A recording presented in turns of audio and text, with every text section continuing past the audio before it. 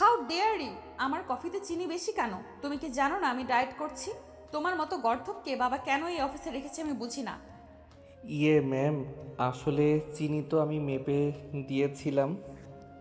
চামচটা একটু বড় ছিল তো, তাই হয়তো বেশি মনে হচ্ছে। আর গর্ধব বলবেন না ম্যাম, ছোটবেলায় মা আমাকে গদাই বলে ডাকতো।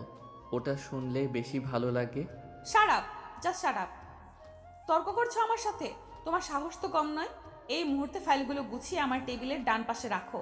এক চুল এদিক ওদিক হলে আজই তোমার চাকরি নট। ডান পাশ?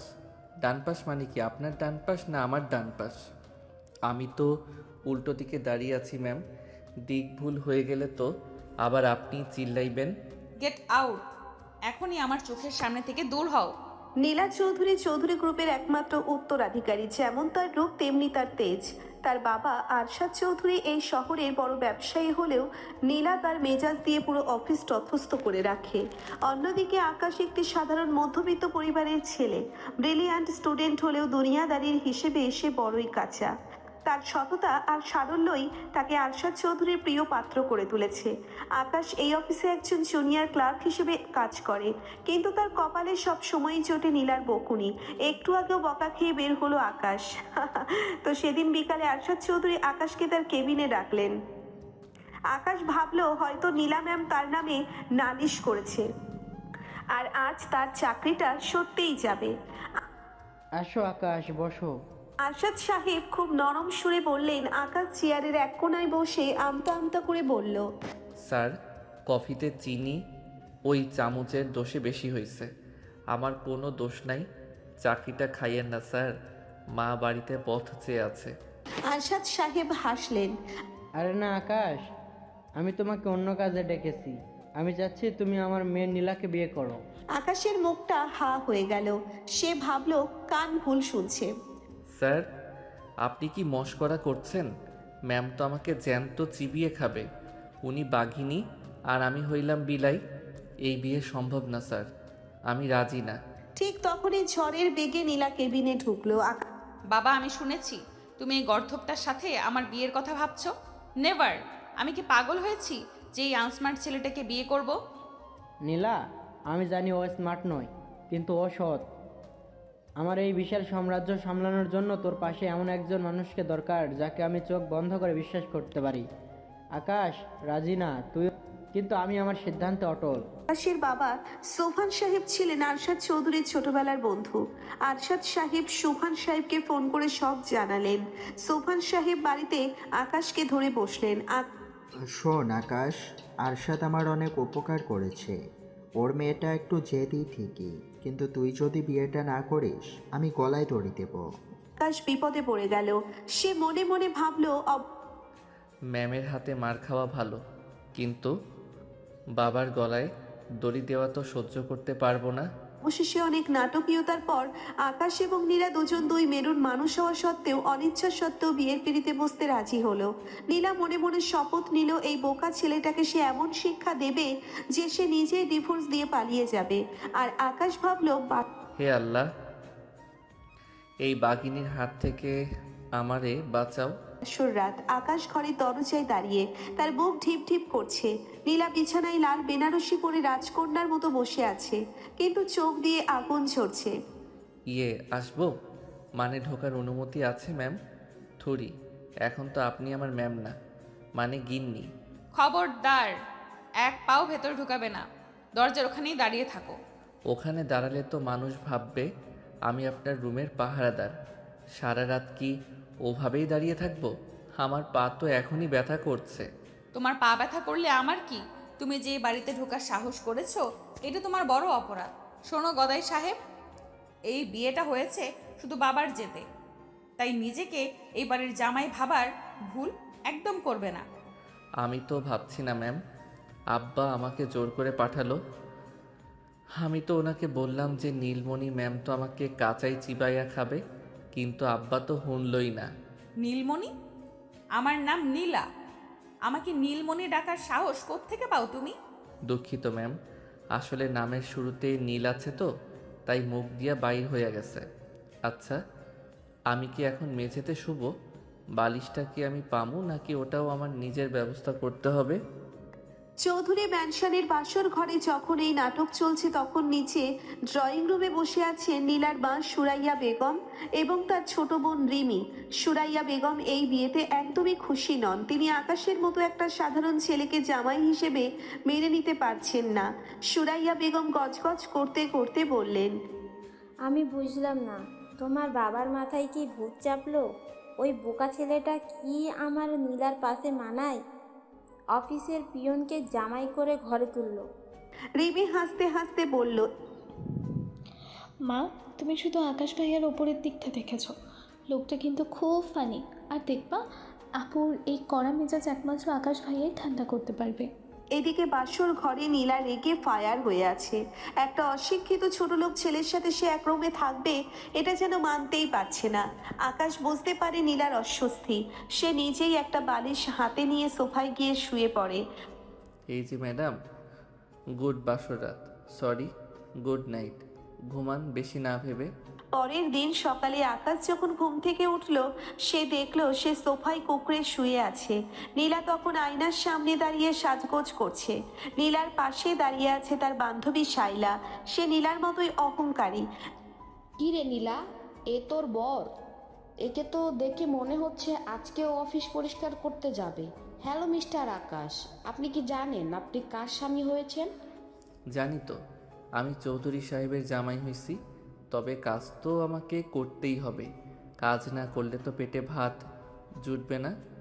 আপনি কি চান আমি বসে বসে শ্বশুরবাড়ির অন্ন ধ্বংস করি?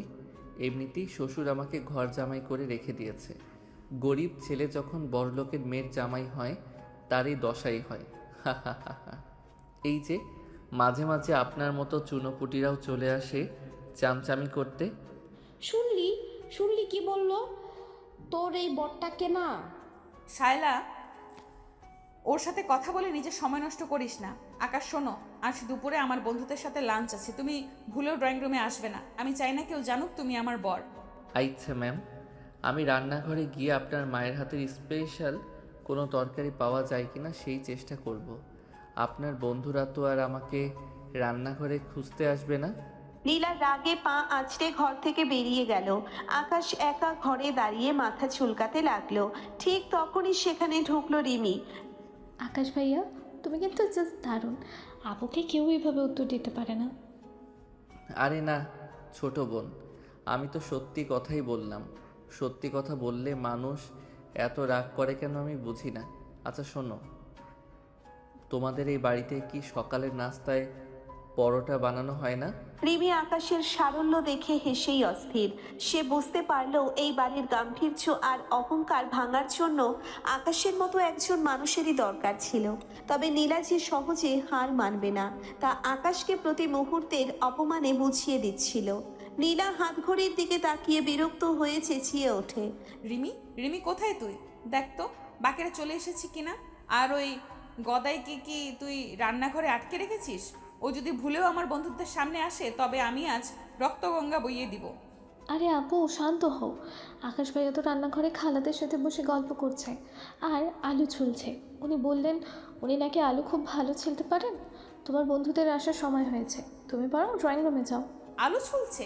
ও মাই গড, ওর কপালে এই ছিল? ডিরেক্টর লেভেলের একটা লোক আজ আলু ছুলছে। শোন রিমি, এই খবর যেন বাইরে না যায়। নীলা তার আভিজাত্যের মুখোশ পরে ড্রয়িং রুমে এসে বসলো। কিছুক্ষণের মধ্যেই তার হাই সোসাইটির বন্ধুরা ফারহান এবং আয়ান হুড়হুড় করে ঢুকে পড়ল। সাথে তো শাইলা আছেই। সবার হাতে দামি উপহার আর মুখে চওড়া ইংরেজি মেশানো বাংলা। ফারহান একজন বড় ব্যবসায়ীর ছেলে যে একসময় নীলাকে পছন্দ করত। সে বাঁকা চোখে চারপাশ দেখছিল। নীলা, ইউ আর সো সরি যে তোর বিয়েতে আসতে পারলাম না। কিন্তু সত্যি কি তুই ওই অড লোকটাকে বিয়ে করেছিস? আমি তো ভাবলাম আঙ্কেল জাস্ট জোক করছেন। আসলে ফারহান বাবার একটা জেদ ছিল, বিজনেস ডিল তো বুঝিসই। তবে ও তো এই বাড়ির কেউ না, জাস্ট একটা নামমাত্র মানুষ। আচ্ছা, তোর ওই বিচিত্র বরটি কোথায়? একটু দেখা তো করাবি আমাদের সাথে? আমরা তো ওর বোকামির গল্প অনেক শুনেছি। নীলা কিছু একটা বলে এড়িয়ে যেতে চাইলো, কিন্তু ঠিক তখনই একটা বিপত্তি ঘটলো। রান্নাঘর থেকে আকাশের গলার স্বর শোনা যাচ্ছে। সে খুব আনন্দের সাথে একটা লোকসঙ্গীত গাইছে আর আলুর চপ ভাজার শব্দ হচ্ছে। নীলার মুখ ফ্যাকাশে হয়ে গেল। সে চেয়েছিল আকাশকে লুকিয়ে রাখতে, কিন্তু আকাশ যে নিজেই সবার সামনে চলে আসবে তা সে কল্পনাও করেনি। আকাশ একটা লুঙ্গি আর গেঞ্জি পরে হাতে বড় একটা ট্রে ভর্তি ধোয়া ওঠা আলুর চপ আর বেগুনি নিয়ে ড্রয়িং রুমে ঢুকলো। তার সারা মুখে ঘাম আর হাসিতে ভরা এক বোকাশোকা ভাব। আকাশ বন্ধুদের মাঝখানে ট্রেটা রেখে দিয়ে দাঁড়িয়ে পড়ে। আসসালামু আলাইকুম সবাইকে। ম্যাম তো বলল আপনারা খুব দামি মানুষ, তাই ভাবলাম আপনাদের জন্য নিজের হাতে কিছু স্পেশাল বানাই। এই আলু চপগুলো আমি নিজে বানাইছি, খাইয়া দেখেন একদম খাসা হইছে। আকাশ, তুমি এখানে কেন? আর তোমার পোশাকের এই অবস্থা কেন? তোমাকে বলেছি না ভেতরে থাকতে? আরে ম্যাম, আপনি কি যে কন, মেহমান আসছে বাড়িতে, তাদের সামনে না আসলে কি হয়? আর লুঙ্গি পইরা আরাম বেশি, প্যান্ট পরলে কেমন জানি আটসাট লাগে। ভাইজানরা আপনারা লজ্জা পাইয়েন না, একটা কইরা মুখে দেন। এই ফারহান ভাই না? আপনার চেহারা তো টিভিতে দেখা ওই ডাকাতের মতো লাগে, খুব স্মার্ট। হোয়াট? ও আমাকে ডাকাত বলল? নীলা, দিস ইজ টু মাচ। তোর টেস্ট এত খারাপ তা জানতাম না। আকাশ, তুমি এখনই এখান থেকে যাও। তুমি জানো না তুমি কার সাথে কথা বলছো? জানি তো, আপনার বন্ধু। আচ্ছা, আপনি রাগ করতেছেন কেন? আমি কি খাবারে নুন কম দিছি? শাইলা আপা, আপনি একটা নেন। আপনার লিপস্টিক তো একদম টকটকে লাল। চপ খাইলে যদি মুইছা যায় সেই ভয়ে নিচ্ছেন না তো? ভয় পাইয়েন না, আমি টিস্যু নিয়ে আসতেছি। পুরো ড্রয়িং রুমে এক অদ্ভুত নিস্তব্ধতা নেমে এলো। শাইলা আর ফারহান একে অপরের দিকে তাকিয়ে মুখ টিপে হাসছে, আর নীলার অপমানে কান দিয়ে ধোঁয়া বেরোচ্ছে। আকাশ তখনও বুঝতে পারছে না সে কি ভুল করেছে। সে উল্টে সোফায় আয়েশ করে বসে পড়ল। তা ভাইজানরা, আপনারা কি চাকরি বাকরি করেন নাকি বাপের টাকায় চলাফেরা করেন? ফারহান ভাই, আপনার ঘড়িটা তো সুন্দর, কিন্তু সময় কি ঠিক দেখায়? আমার ওই 500 টাকার ঘড়িটা কিন্তু 1 সেকেন্ডও পিছে থাকে না। আকাশ, গেট আউট। লাস্ট ওয়ার্নিং দিচ্ছি তোমাকে। আচ্ছা আচ্ছা ম্যাম, রাগ করবেন না, আমি যাচ্ছি। বড়লোকদের সাথে কথা বলা যে এত কঠিন সেটা আগে জানতাম না। আপনারা চপগুলো ঠান্ডা হওয়ার আগে খাইয়ে নিয়েন। আকাশ যখন গটগট করে ভেতরে চলে গেল, ফারহান হো হো করে হেসে উঠল। নীলা, মানতে হবে তোর বর একটা পিস, মানে পুরো এন্টারটেনমেন্ট প্যাকেজ। কিন্তু সিরিয়াসলি নীলা, তুই এর সাথে থাকবি কি করে? ও তো তোর স্ট্যাটাস পুরো মাটিতে মিশিয়ে দিচ্ছে। নীলা আর সহ্য করতে পারল না। সে নিজের রুমে গিয়ে দরজা বন্ধ করে দিল। তার মনে হচ্ছিল সে এখন বিষ খেয়ে মরবে। কিন্তু একটু পরেই দরজা নক করার শব্দ হলো। আকাশ দরজার ওপাশ থেকে উকি দিল। ম্যাম, আপনার বন্ধুদের বিদায় করার সময় আমি গেট পর্যন্ত গিয়েছিলাম। ফারহান ভাই তো যাওয়ার সময় একটা 15,000 টাকার টিপস দিতে চাইছিল আমাকে। আমি ওনাকে বললাম, ভাইজান, আমি আপনার চাকর না, আমি এই বাড়ির জামাই। উনি তো শুই না একদম হার্ট অ্যাটাক করার মতো অবস্থা হয়েছিল। তুমি ফারহানের সাথে এভাবে কথা বলেছো? তুমি জানো কালকে অফিসে আমার কি সম্মান থাকবে? কেন ম্যাম, জামাই বলা কি পাপ? আমি তো মিথ্যা কই নাই। আচ্ছা শোনেন, আপনি কি দুপুরে ভাত খাইবেন না? আম্মা তো আপনার জন্য দেশি মুরগি রান্না করছে। আমি খাবো না। তুমি আর তোমার ওই আম্মা মিলে এই বাড়িটাকে বস্তি বানিয়ে ফেলেছো। কালই আমি বাবাকে বলবো এই বিয়ে আমি রাখবো না। আমার বাবাটাও কি মানুষ? তোমার মাকে সহ বাড়ি তুলে এনেছে। ভাগ্যিস তোমার বাবা আসতে রাজি হয়নি, নতুবা বাড়িটা ধর্মশালা হয়ে যেত। আর তোমার মাকে কিন্তু কাল দিয়ে আসবে। আমি বিরক্ত হয়ে যাচ্ছি। দেখা যাবে সেটা। আর বিয়ে ভাঙা কি এতই সহজ ম্যাম? মাটির হাড়ি না যে একটা আছাড় দিলেন আর ভাইঙ্গা গেল।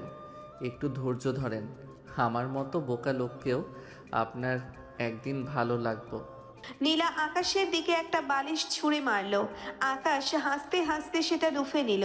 ডিমি দরজার আড়ালে দাঁড়িয়ে এই সব দৃশ্য দেখছিল আর ভাবছিল, নীলার এই পাষাণ হৃদয় হয়তো এই বোকাশোকা আকাশই গলাতে পারবে। কিন্তু নীলার মনে তখন অন্য এক কুটিল বুদ্ধি খেলা করছে। সে ঠিক করলো সে আকাশকে কাল এমন এক জায়গায় নিয়ে যাবে যেখানে গিয়ে আকাশ নিজের বোকামির চরম শিক্ষা পাবে।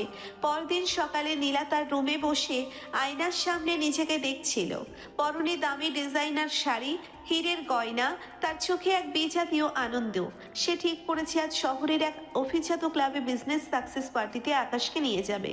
উদ্দেশ্য একটাই, সেখানে আকাশ এমন সব বোকামি করবে যাতে সবার সামনে সে ছোট হয়।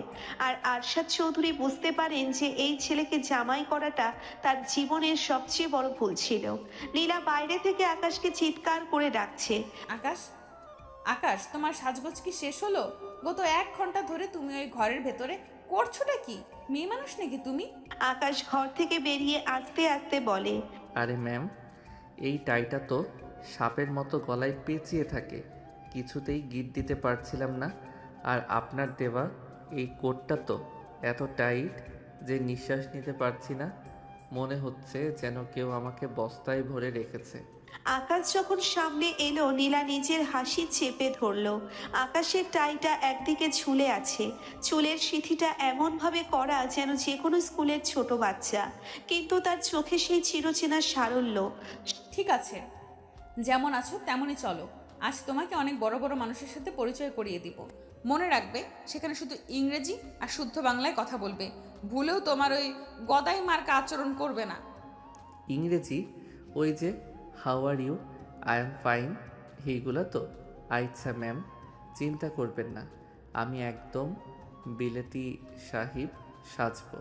শহরের সবচেয়ে বিলাসবহুল ক্লাব, চারিদিকে ঝাড়পাতি হালকা মিউজিক আর হাতে হাতে ওয়াইন গ্লাস।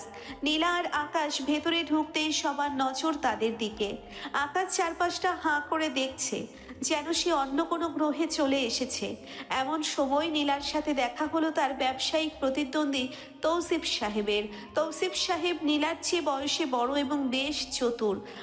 গরিবের ছেলে যখন বড় লোকের মেয়ের জামাই। আরে নীলা, তোমার বিয়ের কথা শুনলাম, কিন্তু দাওয়াত তো পেলাম না। ইনি কি সেই লাকি পারসন? হ্যাঁ, he is Akash. Akash meet mister Tausif. Akash Tausif সাহেবের হাত ধরে ঝাঁকাতে ঝাঁকাতে বলে, hello mister Tausif, how do you do? আপনার হাতটা তো খুব নরম, ঠিক আমার গ্রামের বাড়ির ময়দার তালটার মতো। তা আপনি কি সাবান দিয়া হাত ধোন নাকি লোশন লাগান? আই এম সরি, আপনি আমার হাতের তুলনায় ময়দার তালের সাথে করছেন। আকাশের কথা শুনে তৌসিফ সাহেব অবাক হয়ে যায়। নীলা পরিস্থিতি সামলাতে যায়।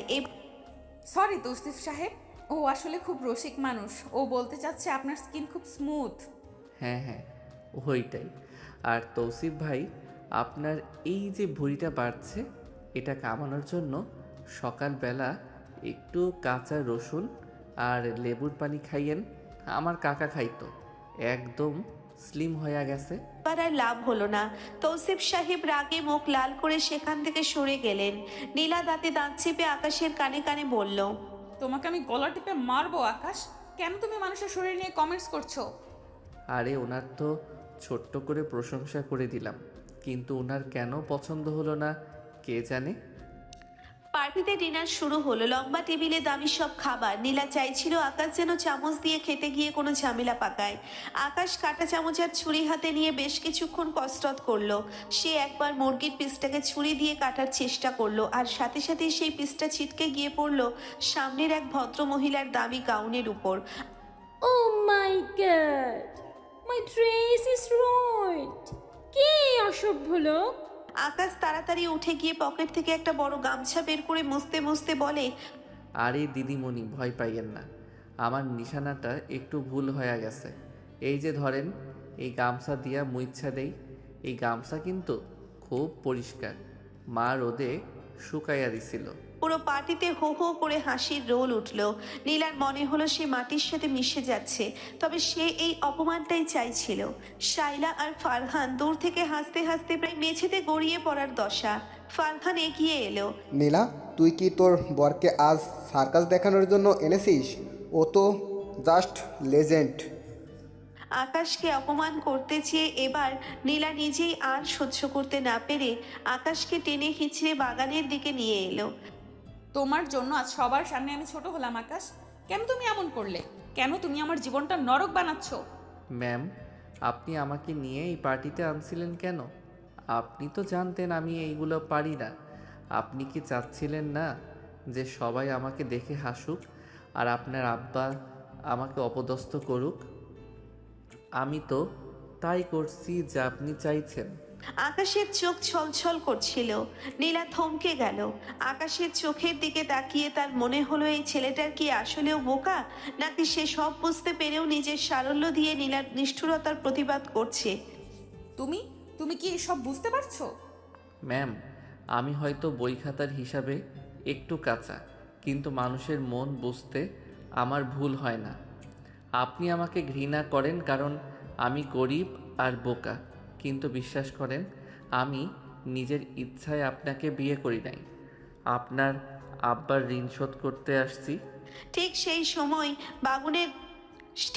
সময় বাগানের ঝোপের আড়াল থেকে একদল গুন্ডা নীলাকে লক্ষ্য করে এগিয়ে এলো। আসলে তৌসিফ সাহেব অপমানের প্রতিশোধ নিতে লোক পাঠিয়েছেন। তিনি চুপচাপ স্বভাবের হলেও কেউ তাকে নিয়ে মজা করবে সেটা কখনো মেনে নেওয়ার লোক না। তৌসিফ সাহেবের লোকগুলো নীলার হাত ধরে টানা হেঁচড়া শুরু করলো। চল আমাদের সাথে, তোর মেজাজ আজ ঠিক করে দেব। আকাশ, বাঁচাও আমাকে। আকাশের চেহারার মুহূর্তের মধ্যে এক পরিবর্তন এলো। সে তার সেই বোকা চশমাটা খুলে পকেটে রাখলো, গায়ের টাইটা খুলে হাতে পেঁচিয়ে নিল। কয়েক সেকেন্ডের মধ্যে সে গুন্ডাদের ওপর ঝাঁপিয়ে পড়লো। তার মারপিট করার ভঙ্গি দেখে নীলা হাঁ হয়ে গেল। একাই চারজনকে ধুলোয় মিশিয়ে দিল সে। আকাশ হাঁপাতে হাঁপাতে বলল, ম্যাম, গুন্ডাদের মারতে গেলে ইংরেজি লাগে না, দেশি ঘুষি যথেষ্ট। আপনি ঠিক আছেন? নীলা কথা বলতে পারছিল না। সে শুধু আকাশের দিকে তাকিয়ে রইল।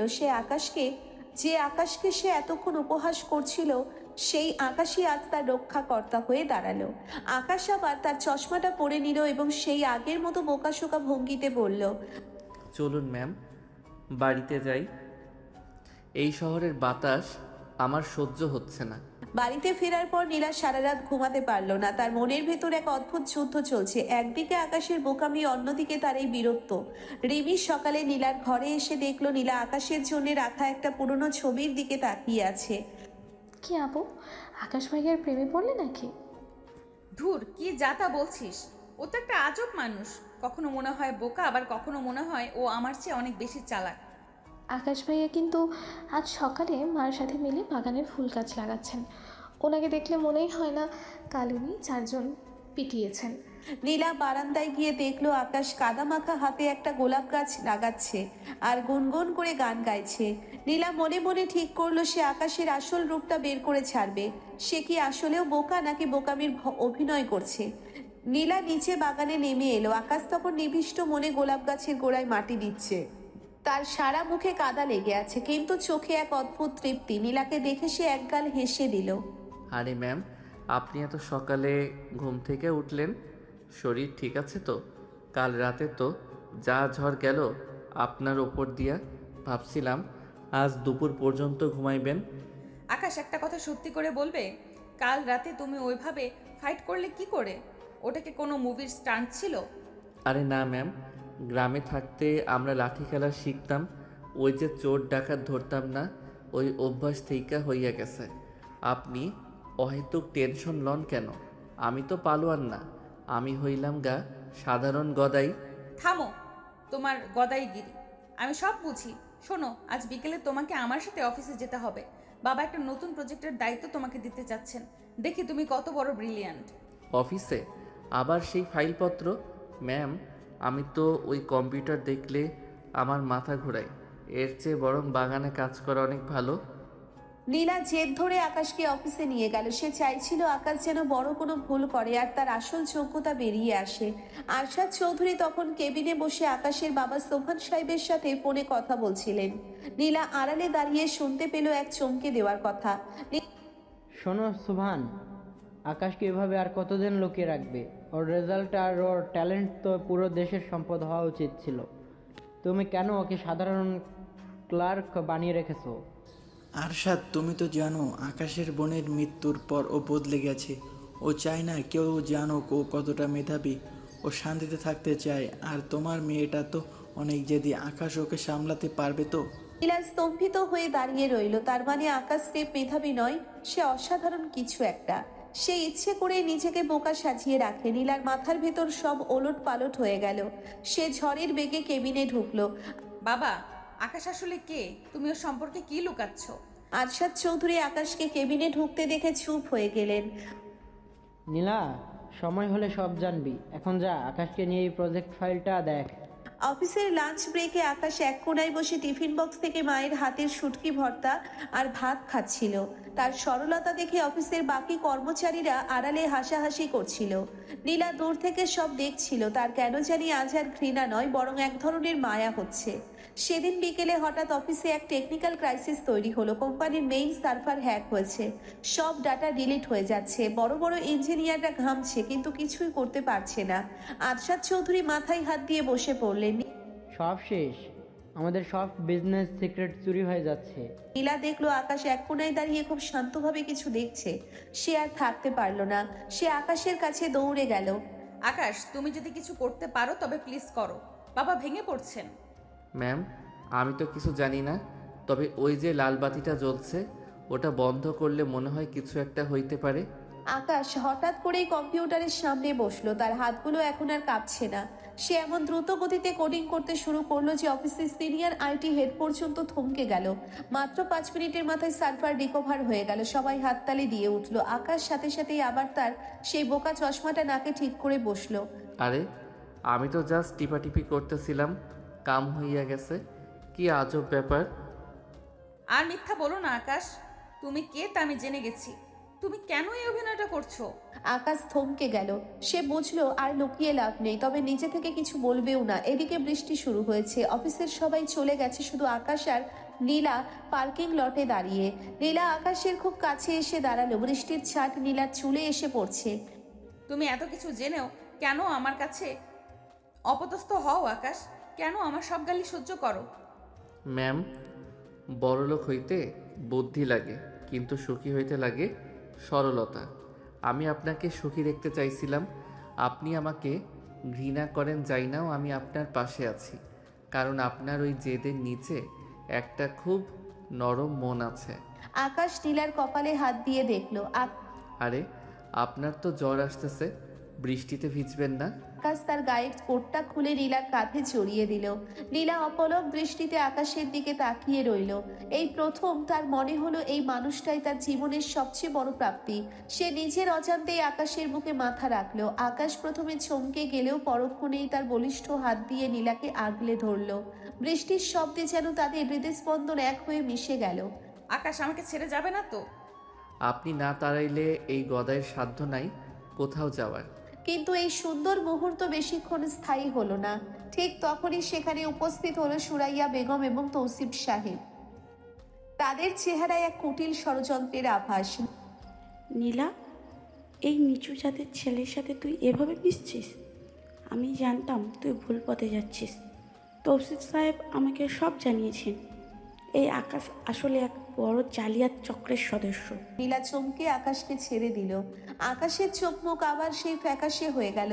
তৌসিফ সাহেব একটা ফাইল এগিয়ে দিলেন, যেখানে আকাশের নামে জালিয়াতির মিথ্যে প্রমাণ সাজানো আছে। দেখলে তো নীলা, যাকে তুমি হিরো ভাবছো সে আসলে তোমার বাবার সম্পত্তি হাতানোর জন্য এই নাটক করছে।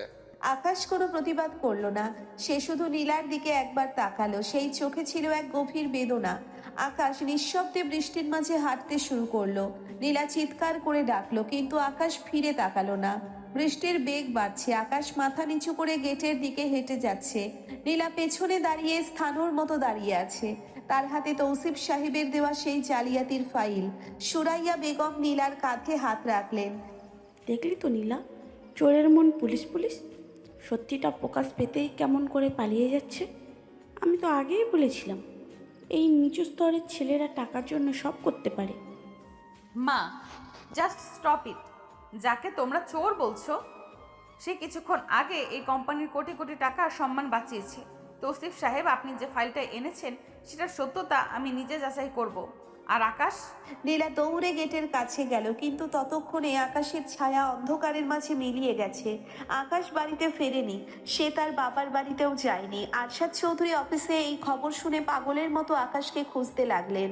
তিনি জানেন আকাশ কেমন। অন্যদিকে তৌসিফ সাহেব মনে মনে হাসছেন। তিনি চেয়েছিলেন আকাশকে নীলার জীবন থেকে সরাতে, যাতে নীলার সম্পত্তি আর নীলাকে তিনি নিজের আয়ত্তে আনতে পারেন।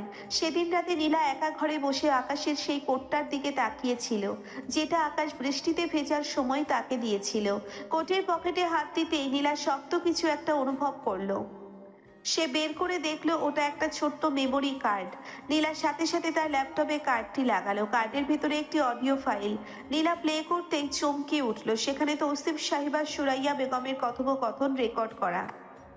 সুরাইয়া ভাবি, আরশাদ সাহেব তো আকাশকে সব লিখে দেবে, আমাদের এখনই কিছু করতে হবে। আমি কিছু জাল কাগজ বানিয়েছি, আপনি শুধু নীলাকে কনভিন্স করবেন। তুমি চিন্তা করো না তৌসিফ, নীলা এমনিতেই ওই ছেলেটাকে ঘৃণা করে। এই সুযোগে ওকে ঘাট ধাক্কা দিয়ে বের করে দেবো। নীলার সারা শরীর রাগে রিরি করে উঠল। নিজের মা এত নিচে নামতে পারে, আর সে কিনা আকাশকে ভুল বুঝলো। পরের দিন সকালবেলা নীলা গোয়েন্দা লাগিয়ে আকাশের হদিশ বের করলো। আকাশ শহরের এক প্রান্তে একটি বস্তি এলাকায় ছোট বাচ্চাদের পড়াতে ব্যস্ত। নীলা দামি গাড়ি নিয়ে সেই ধুলোবালি মাখা জায়গায় পৌঁছালো। আকাশকে দেখে চেনার উপায় নেই যে সে কোটিপতির জামাই। একটা সাধারণ ফতুয়া আর লুঙ্গি পরে সে হাসি মুখে বাচ্চাদের অঙ্ক করাচ্ছে। আরে না না, এইটা তো ভুল হইল। 5 আর 2 যোগ করলে 7 হয়, 8 না। তুই তো দেখি আমার চেয়েও বড় গদাই হইবি। গদাই সাহেব, বাচ্চাদের ভুল শেখানো শেষ হলে আমাদের সাথে একটু কথা বলবেন? আকাশ মুখ তুলে নীলাকে দেখলো। তার চোখে কোনো রাগ নেই, আছে এক গভীর প্রশান্তি। আরে ম্যাম, আপনি এই ময়লার জায়গায় কেন আসছেন? আপনার দামি শাড়ি তো নষ্ট হইয়া যাইব। যান, গাড়িতে গিয়া বসেন। আমি সব জেনে গেছি আকাশ। মা আর তৌসিফ সাহেবের কথা আমি রেকর্ড শুনেছি। তুমি কেন আমাকে বললে না? কেন চুপচাপ চলে এলে? বলেন বলেন কি আপনি বিশ্বাস করতেন ম্যাম? বললে কি আপনি বিশ্বাস করতেন ম্যাম? আপনি তো আমারে শুরু থেকেই ঘৃণা করেন। প্রমাণের চেয়ে মানুষের বিশ্বাস বড়। আপনি যখন আমার দিকে সন্দেহের চোখে তাকাইছেন, তখনই আমি বুঝা গেছি আমার আর ওই বাড়িতে জায়গা নাই। আমাকে ক্ষমা করো আকাশ, আমি অনেক বড় ভুল করেছি। প্লিজ ফিরে চলো। বাবা অসুস্থ হয়ে পড়েছেন তোমার চিন্তায়। বস্তি এলাকায় তখন বিকেল গড়িয়ে সন্ধ্যা নামছে। চারপাশটা একটু নির্জন। আকাশ একটা পুরনো বেঞ্চে বসলো। নীলা তার পাশে গিয়ে বসলো। এবার কোনো জেদ নয়, কোনো অহংকার নয়। আকাশ, তুমি এত কিছু জানো, এত ট্যালেন্টেড, তবুও কেন এভাবে থাকো? কেন নিজেকে লুকিয়ে রাখো? ম্যাম, আমার মা ছোটবেলায় একটা কথা বলতো, আকাশ যত বড়ই হোক মাটির সাথে তার সম্পর্ক থাকা লাগে। আমি সাধারণ থাকতে ভালোবাসি। আপনি কি পারবেন এই সাধারণ আকাশকে মেনে নিতে, কোনো আভিজাত্য ছাড়া? আকাশের হাতটা নিজের দুই হাতের মাঝে নিল।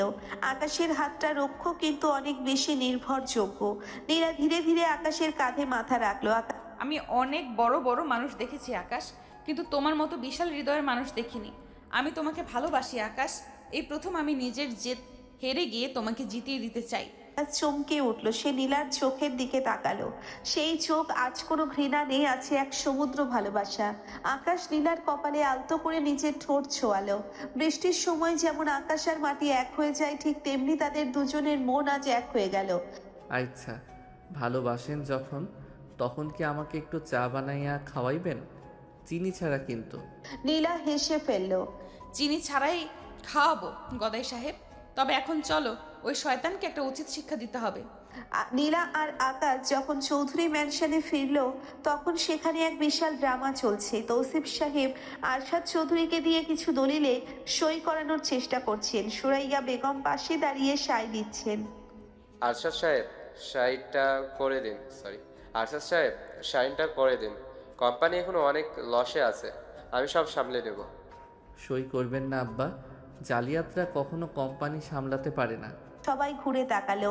আকাশ আর নীলা হাত ধরাধরি করে দাঁড়িয়ে আছে। আকাশের চেহারায় এখন আর সেই বোকা ভাবটা নেই, তার চোখে এক ক্ষুরোধার বুদ্ধির ছটা। তুই আবার এখানে এসেছিস কেন? পুলিশ ডাকবো? পুলিশ আসবে মা, তবে আকাশের জন্য নয়, তৌসিফ সাহেবের জন্য। আকাশ, দেখাও তোমার ম্যাজিক। আকাশ তার ল্যাপটপ ব্যাগ থেকে বের করলো। কয়েক সেকেন্ডের মধ্যে সে তৌসিফ সাহেবের সব গোপন ব্যাংক অ্যাকাউন্ট আর দুর্নীতির রেকর্ড বড় স্ক্রিনে প্রজেক্ট করে দিল। তৌসিফ সাহেবের মুখ চুন হয়ে গেল। মিস্টার তৌসিফ, আপনি যে ফাইল দিয়ে আমারে ফাঁসাতে চাইছিলেন, ওই ফাইল বানানোর সময় আপনার সিস্টেমে আমি একটা ভাইরাস ঢুকাইয়া দিছিলাম। আপনার সব ডাটা এখন আমার হাতে। এখন পুলিশে যাবেন নাকি দৌড়ে পালাবেন? পুলিশ সেখানে উপস্থিত হলো। তৌসিফ সাহেবকে হাত করা পরানো হলো। সুরাইয়া বেগম লজ্জায় মাথা নিচু করে নিজের রুমে চলে গেলেন। আরশাদ চৌধুরী আকাশকে জড়িয়ে ধরলেন। আমি জানতাম আমার পছন্দ ভুল হতে পারে না। আকাশ, তুমি আমার গর্ব। রাত হয়েছে। আকাশ আর নীলা ছাদের বারান্দায় দাঁড়িয়ে। চাঁদের আলোয় পুরো বাগানটা হাসছে। নীলা, আকাশ, একটা কথা বলবো? তুমি তো আসলে বোকা নও, তুমি আমাদের সবাইকে বোকা বানিয়েছো। ম্যাম, আমি বোকা না হইলে কি আপনার এই মায়াবী রূপটা দেখতে পাইতাম? আপনি রাগী হইলেও কিন্তু বেশ সুন্দরী। চুপ করো ফাজিল, এখন থেকে আর ম্যাম ডাকবে না, নীলা বলবে। আচ্ছা নীলামণি, তবে কাল সকালে কিন্তু আমাকে আবার ওই গোলাপ গাছগুলো দেখতে যাইতে হবে। আপনার সাথে কাজ করা কিন্তু অনেক কষ্টের। খিলখিল করে হেসে উঠল। তাদের এই বৈপরীত্যের প্রেম যেন এক পূর্ণতা পেল। চৌধুরী ম্যানশনে এখন শান্তির বাতাস। তৌসিফ জেলে আর সুরাইয়া বেগম নিজের ভুল বুঝতে পেরে নিজেকে গুটিয়ে নিয়েছেন। নীলা এখন আকাশের প্রেমে হাবুডুবু খাচ্ছে। যে আকাশকে সে একদিন ড্রয়িং রুমে ঢুকতে বাধা দিয়েছিল, আজ সেই আকাশের বাহু ডোরে মাথা না রাখলে তার ঘুম আসে না। শোনো গদাই সাহেব, আজ কিন্তু অফিসে নতুন বিদেশি ক্লায়েন্ট আসবে। তুমি কি তোমার ওই পুরনো ভাঙা চশমাটা পরেই যাবে? আমি তোমার জন্য নতুন একটা ফ্রেম এনেছি, ওটা পরো না একবার। আরে নীলামণি, নতুন চশমা পরলে তো আমাকে আবার হিরোর মতো লাগবে। তখন তো অফিসের মেয়েরা আমার দিকে লাইনে দাঁড়াবে। তোমার কি হিংসে হবে না? থামো, তোমার মতো এই গাথাকে আমি ছাড়ার কেউ পছন্দ করবে না। যাও, তৈরি হয়ে নাও। অফিসে আজ সাজ রব। আরশাদ চৌধুরী আজ অত্যন্ত খুশি, কারণ আকাশ এখন অফিসিয়ালি কোম্পানির ডিরেক্টর। আকাশ যদিও তার সেই চিরচেনা সারল্য ধরে রেখেছে, কিন্তু ব্যবসায়িক টেবিলে তার মেধা এখন সবার মুখে মুখে। দুপুরের দিকে অফিসের লাউঞ্জে আকাশ যখন কফি খাচ্ছিল, হঠাৎ রিসেপশন থেকে খবর এলো একজন মহিলা তার সাথে দেখা করতে চান। মহিলার নাম শার্লিন। আকাশ নামটা শুনেই হাতের কফির কাপটা সশব্দে টেবিলে নামিয়ে রাখলো। তার ফর্সা মুখটা মুহূর্তেই ফ্যাকাশে হয়ে গেল। নীলা তার কেবিন থেকে বেরোতেই দেখলো আকাশ স্থির হয়ে দাঁড়িয়ে আছে। সামনে এক অত্যাধুনিক পোশাক পরিহিত তরুণী, যার চোখে মুখে এক অদ্ভুত দাবি। কি আকাশ, চিনতে পারছো না?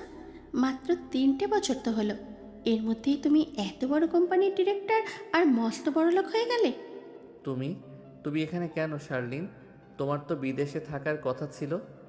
বিদেশে মন টিকল না রে, বিশেষ করে যখন শুনলাম আমার সেই পুরনো বোকা আকাশ এখন শহরের সবচেয়ে সুন্দরী আর ধনী মেয়ের স্বামী। ভাবলাম একবার দেখে আসি নীলা চৌধুরী কি আমার জায়গাটা নিতে পারলো কিনা। নীলা এগিয়ে এলো। তার ষষ্ঠেন্দ্রিয় বলছে এই মেয়েটি আকাশের জীবনের কোনো অন্ধকার অতীত। নীলা আকাশের হাতটা শক্ত করে ধরলো। আকাশ, ইনি কে? তোমাদের চেনাশোনা কি আগে থেকেই? চিনবে না কেন ম্যাম, আমি আকাশের এক্সপিরিয়েন্সে, মানে ওর হবু বউ ছিলাম। বলতে পারেন আকাশের এই বোকা সাজার ট্রেনিংটা আমার কাছেই শুরু হয়েছিল, তাই না আকাশ?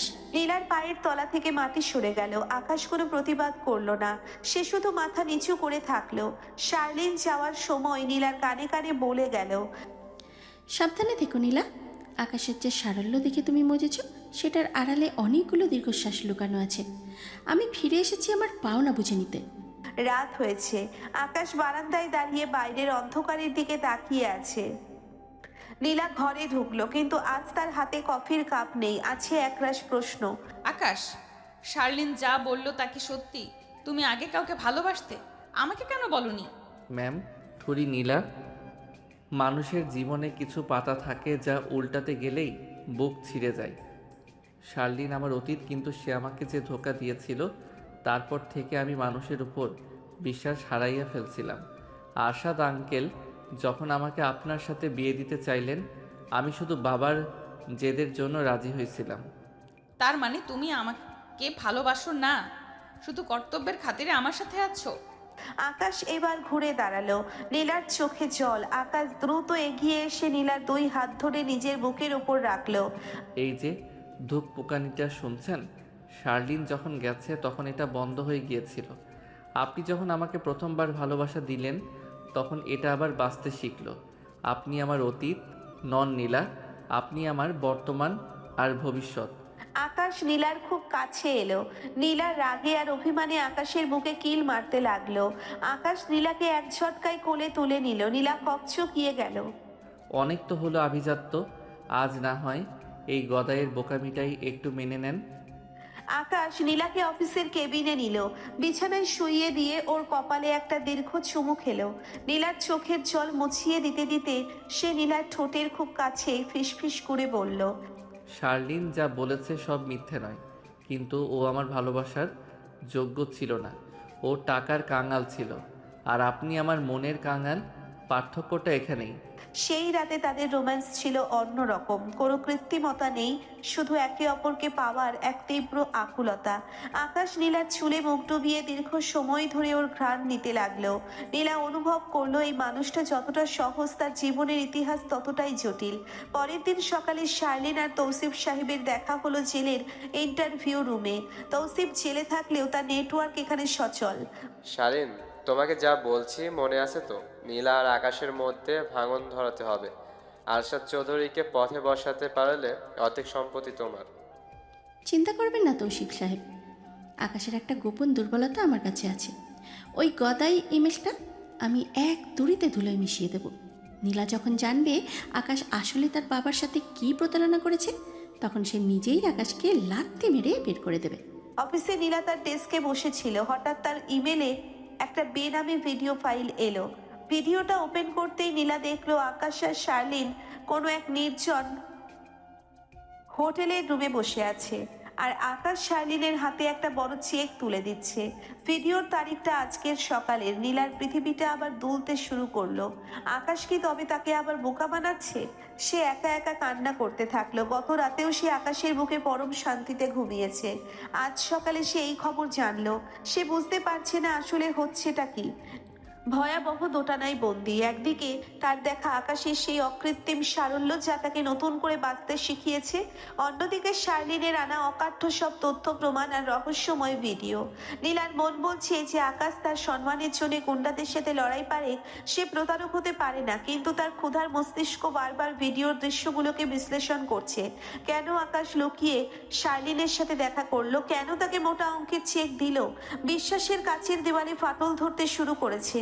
সে কি আকাশের চোখে চোখ রেখে সত্যটা জানতে চাইবে, নাকি শার্লিনের বিষাক্ত জালে পা দিয়ে নিজের সাজানো সংসার তছনছ করে দেবে?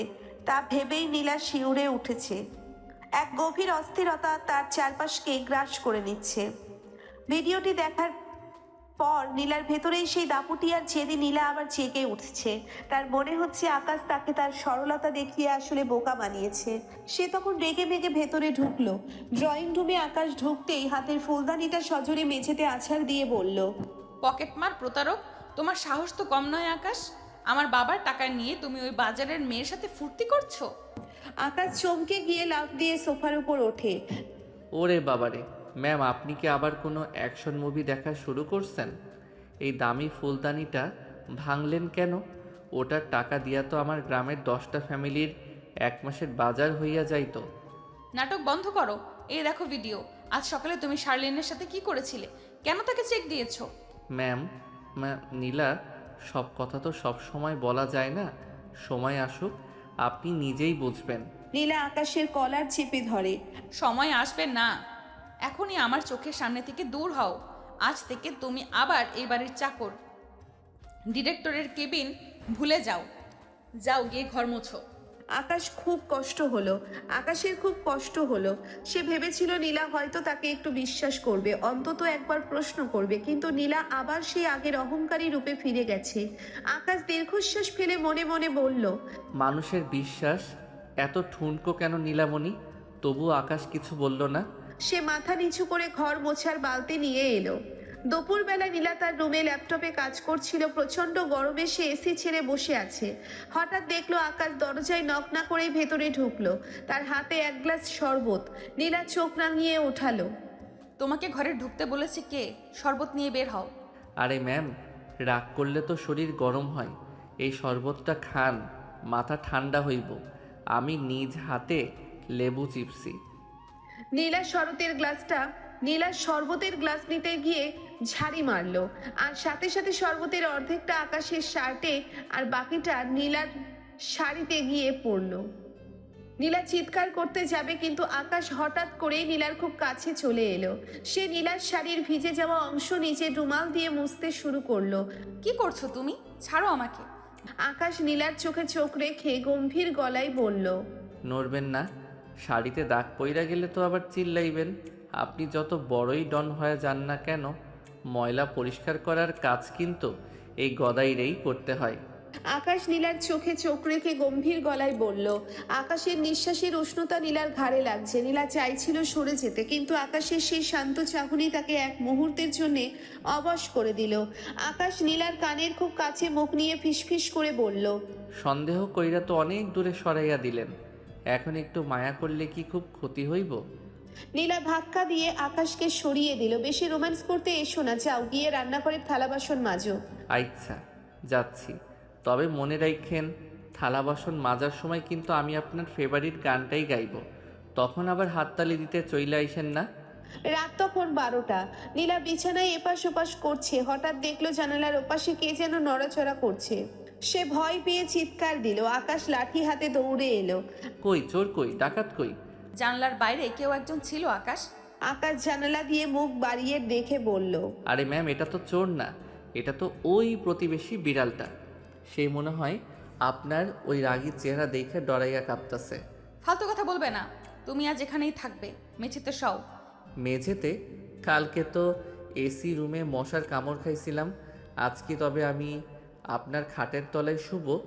আপনি তো আমাকে জামাই থেকে ইঁদুর বানাইয়া ছাড়বেন দেখছি। আকাশ মেঝেতে চাদর বিছিয়ে শুয়ে পড়ল। নীলা যখন ঘুমিয়ে পড়ল, আকাশ উঠে আলতো করে নীলার মাথায় হাত রাখলো। সে বিড়বিড় করে বলল, নীলামণি, শার্লিনকে টাকা দিচ্ছি আপনার বাবাকে বাঁচাইতে। শার্লিনের কাছে আপনার বাবার একটা পুরনো উইল আছে, যা দিয়ে তৌসিফ পুরো কোম্পানি দখল করতে পারত। আমি শুধু আপনার পরিবারকে বাঁচাইতে গিয়ে গালি খাইতাছি। পাগল একটা। আকাশের সারল্য আর নীলার এই অহেতুক রাগের মাঝে চৌধুরী ম্যানশনে এক অদ্ভুত লুকোচুরি খেলা চলতে লাগলো। আকাশ ঘর মুছতে মুছতে নীলার সামনে গিয়ে ড্যান্স দেয়, আবার নীলা ফাইল ছুঁড়ে মারলে সেটা ক্যাচ ধরে হাসে। পরের দিন সকালে শার্লিন আবার ফোন করলো নীলাকে। সে এবার নতুন একটা চাল চাললো। সে নীলাকে বলল যে আকাশ আজ রাতে তাকে নিয়ে পালিয়ে যাচ্ছে। নীলা এটা শুনে পুরো উন্মাদ হয়ে গেল। সে আকাশের পকেট চেক করতে গিয়ে দেখলো আকাশের পকেটে 2টা প্লেনের টিকিট, গন্তব্য মালদ্বীপ। নীলা আর সহ্য করতে পারলো না। সে আকাশকে ড্রয়িং রুমে সবার সামনে দাঁড় করালো। ড্রয়িং রুমের মাঝখানে আকাশকে অপরাধীর মতো দাঁড় করিয়ে রেখেছে নীলা। তার হাতে সেই 2টো প্লেনের টিকিট। আরশাদ চৌধুরী আর রিমি সোফায় বসে অবাক হয়ে দেখছেন। নীলার চোখ দিয়ে যেন আগুন ছড়ছে। নীলা টিকিট 2টো আকাশের মুখে ছুঁড়ে দিয়ে বলে, এই নাও তোমার পালানোর পাসপোর্ট। শার্লিন ঠিকই বলেছিল, তুমি আজ রাতে ওকে নিয়ে মালদ্বীপ পালিয়ে যাচ্ছ, তাই না? আমার বাবার টাকা চুরি করে তুমি ওই মেয়ের সাথে হানিমুন করবে? আকাশ টিকিট 2টো মেঝে থেকে করিয়ে নিয়ে চশমাটা নাকে ঠিক করতে করতে বলে, আরে নীলামণি, আপনি তো দেখি আমার চেয়েও বড় গোয়েন্দা।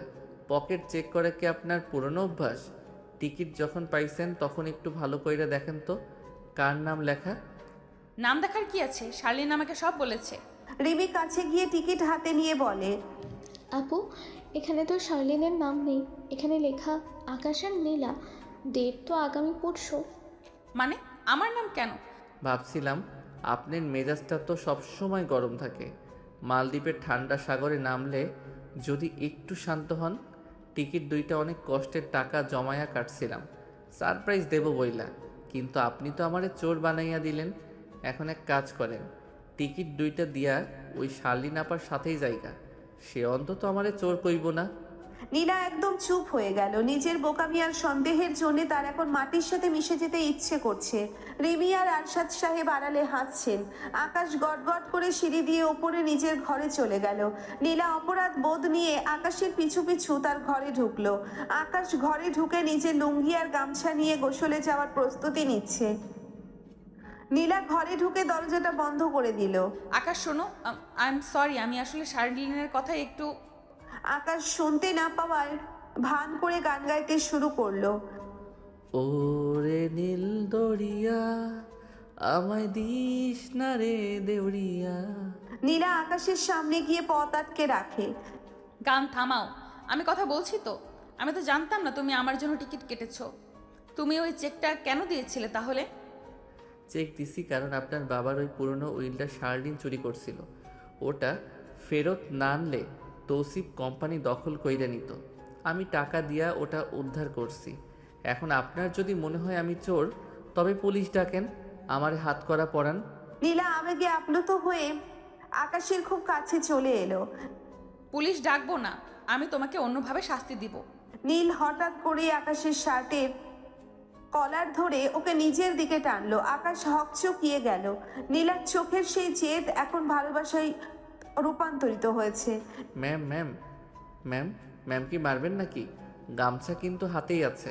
চুপ করো গদাই। নীলা আকাশের বুকে মাথা রাখলো। আকাশের হৃৎপিণ্ড তখন ধকধক করছে। নীলা ফিসফিস করে বলল। আকাশের সেই সারল্যমাখা হাসিটা আবার ফিরে এলো। সে নীলার কোমরে হাত রেখে ওকে একটু উপরে তুলে ধরলো। নীলার পা এখন শূন্যে। কারণ আমি তো বোকা, আর বোকা মানুষরা একবার কাউরে ভালোবাসলে তার লাত্তি ঝাঁটা সব সহ্য করতে পারে। তবে একটা কথা, মালদ্বীপ গেলে কিন্তু আপনারে ওই বিকিনি টিকিনি পরা চলবে না, শাড়ি পইরাই সাগরে নামতে হইব। নীলা হাসতে হাসতে আকাশের ঘাড়ে একটা মৃদু কামড় দিয়ে বলল, ফাজিল, সাগরে কেউ শাড়ি পরে নামে? রাত হয়েছে। আকাশ ভাবলো আজ হয়তো নীলা তাকে খাটে শোয়ার অনুমতি দেবে। সে সেন্ট মেখে চুলে জেল দিয়ে পরিপাটি হয়ে বিছানায় বসলো। নীলা বাথরুম থেকে নাইট ক্রিম মেখে বেরোলো। নীলামণি, আজ কি তবে মেঝের চাদরটা আলমারিতে রাইখা দেব? আমার পিঠ কিন্তু খুব ব্যথা করতেছে। আচ্ছা ঠিক আছে, আজ খাটে শও, তবে একটা শর্ত আছে। কি শর্ত? চাঁদ ধইরা আনতে হইব? না, তুমি সারা রাত আমাকে ওই রূপকথার গল্প শোনাবে যা তুমি তোমার ছোট বাচ্চাদের শোনাও, আর সাথে আমার মাথা টিপে দিতে হবে। মাথা টিপতে পারি, কিন্তু গল্পের বদলে আমি যদি গান শোনাই, লাল পাহাড়ের দেশে যা, এটা শুনলে আপনার ঘুম খুব ভালো হইব। আকাশ বিছানায় বসে নীলার মাথার তেল মালিশ করতে শুরু করলো। সে নীলার কপালে পুরো তেল মাখিয়ে একাকার করে দিল। আরে এই কি করছো? আমার চোখ মুখ সব তেলতেলে হয়ে গেল তো। আরে ঘষলে উজ্জ্বলতা বাড়ে। আপনি তো ফর্সা হওয়ার ক্রিম মাখেন, আমি প্রাকৃতিক উপায়ে আপনারে চকচকে বানাইয়া দিতাছি। নীলার রাগে আকাশকে বালিশ দিয়ে মারতে শুরু করলো। শুরু হলো এক বালিশ যুদ্ধ। পুরো রুমে তুলো উঠছে। যুদ্ধ করতে করতে এক সময় দুজন ক্লান্ত হয়ে একে অপরের খুব কাছে শুয়ে পড়লো। ঘরের ডিম লাইটের আলোয় আকাশের চোখে চোখ রাখলো নীলা। আকাশ, তুমি কি আসলেও বোকা, নাকি এগুলো সব নাটক? আমি বোকা না হইলে কি আপনার এই মায়াবী রূপটা দেখতে পাইতাম? আপনি রাগী হইলেও কিন্তু বেশ সুন্দরী। আকাশ ধীরে ধীরে নীলার কপালে একটা দীর্ঘ চুমু খেলো। নীলা আকাশের বুকে মুখ লুকালো। এক অদ্ভুত প্রশান্তি তাদের ঘিরে ধরলো। পরের দিন তারা মালদ্বীপে গেল। মালদ্বীপের নীল জলরাশির মাঝখানে একটি বিলাসবহুল ওয়াটার ভিলা। নীলা জানালায় গিয়ে বাইরের সমুদ্র দেখছে, আর আকাশ ঘরের কোনায় দাঁড়িয়ে থাকা সেই চিরচেনা গামছা দিয়ে আয়না মুছছে। আকাশ, আমরা এখানে হানিমুন করতে আসছি, ঘর পরিষ্কার করতে না। তুমি এই গামছাটা রাখো তো। আরে নীলামণি, এই বিদেশের লোকেরা তো ঘর মুছতে জানে না। দেখেন কাচের উপর কেমন ছোপ ছোপ দাগ। আয়না পরিষ্কার না থাকলে আপনার ওই সুন্দর মুখটা দেখবেন কেমনে? নীল আকাশের কাছে গিয়ে ওর কান টেনে বলে, আমার মুখ দেখার জন্য আমার আয়না লাগে না। তুমি আছো কেন? এখন চলো, আমরা সাগরের পাড়ে যাব। আর নীল রঙের একটা গাউন পরেছি, তুমি ওই নীল শার্টটা পরো। নীল শার্ট? ওরে বাবারে, আমাকে তো নীল শার্ট পরলে একদম সাগরের মাছের মতো লাগবে। আপনি আবার বসে দিয়ে টাইনা ধরবেন না তো? নীল আকাশকে এক প্রকার জোর করে তৈরি করিয়ে সমুদ্রের পাড়ে নিয়ে এলো। নীল দিগন্ত আর স্বচ্ছ জলরাশি। নীলা চাইছিল আকাশ একটু রোমান্টিক কোনো কথা বলুক, কিন্তু আকাশের নজর তখন অন্যদিকে। সে দেখলো অনেকগুলো বিদেশি পর্যটক সাগরে লাফালাফি করছে। আকাশ চোখ কপালে তুলে বলে, ও মা, নীলামণি, ওই লোকগুলো তো দেখি অর্ধেক কাপড় পইরা সাগরে নামছে।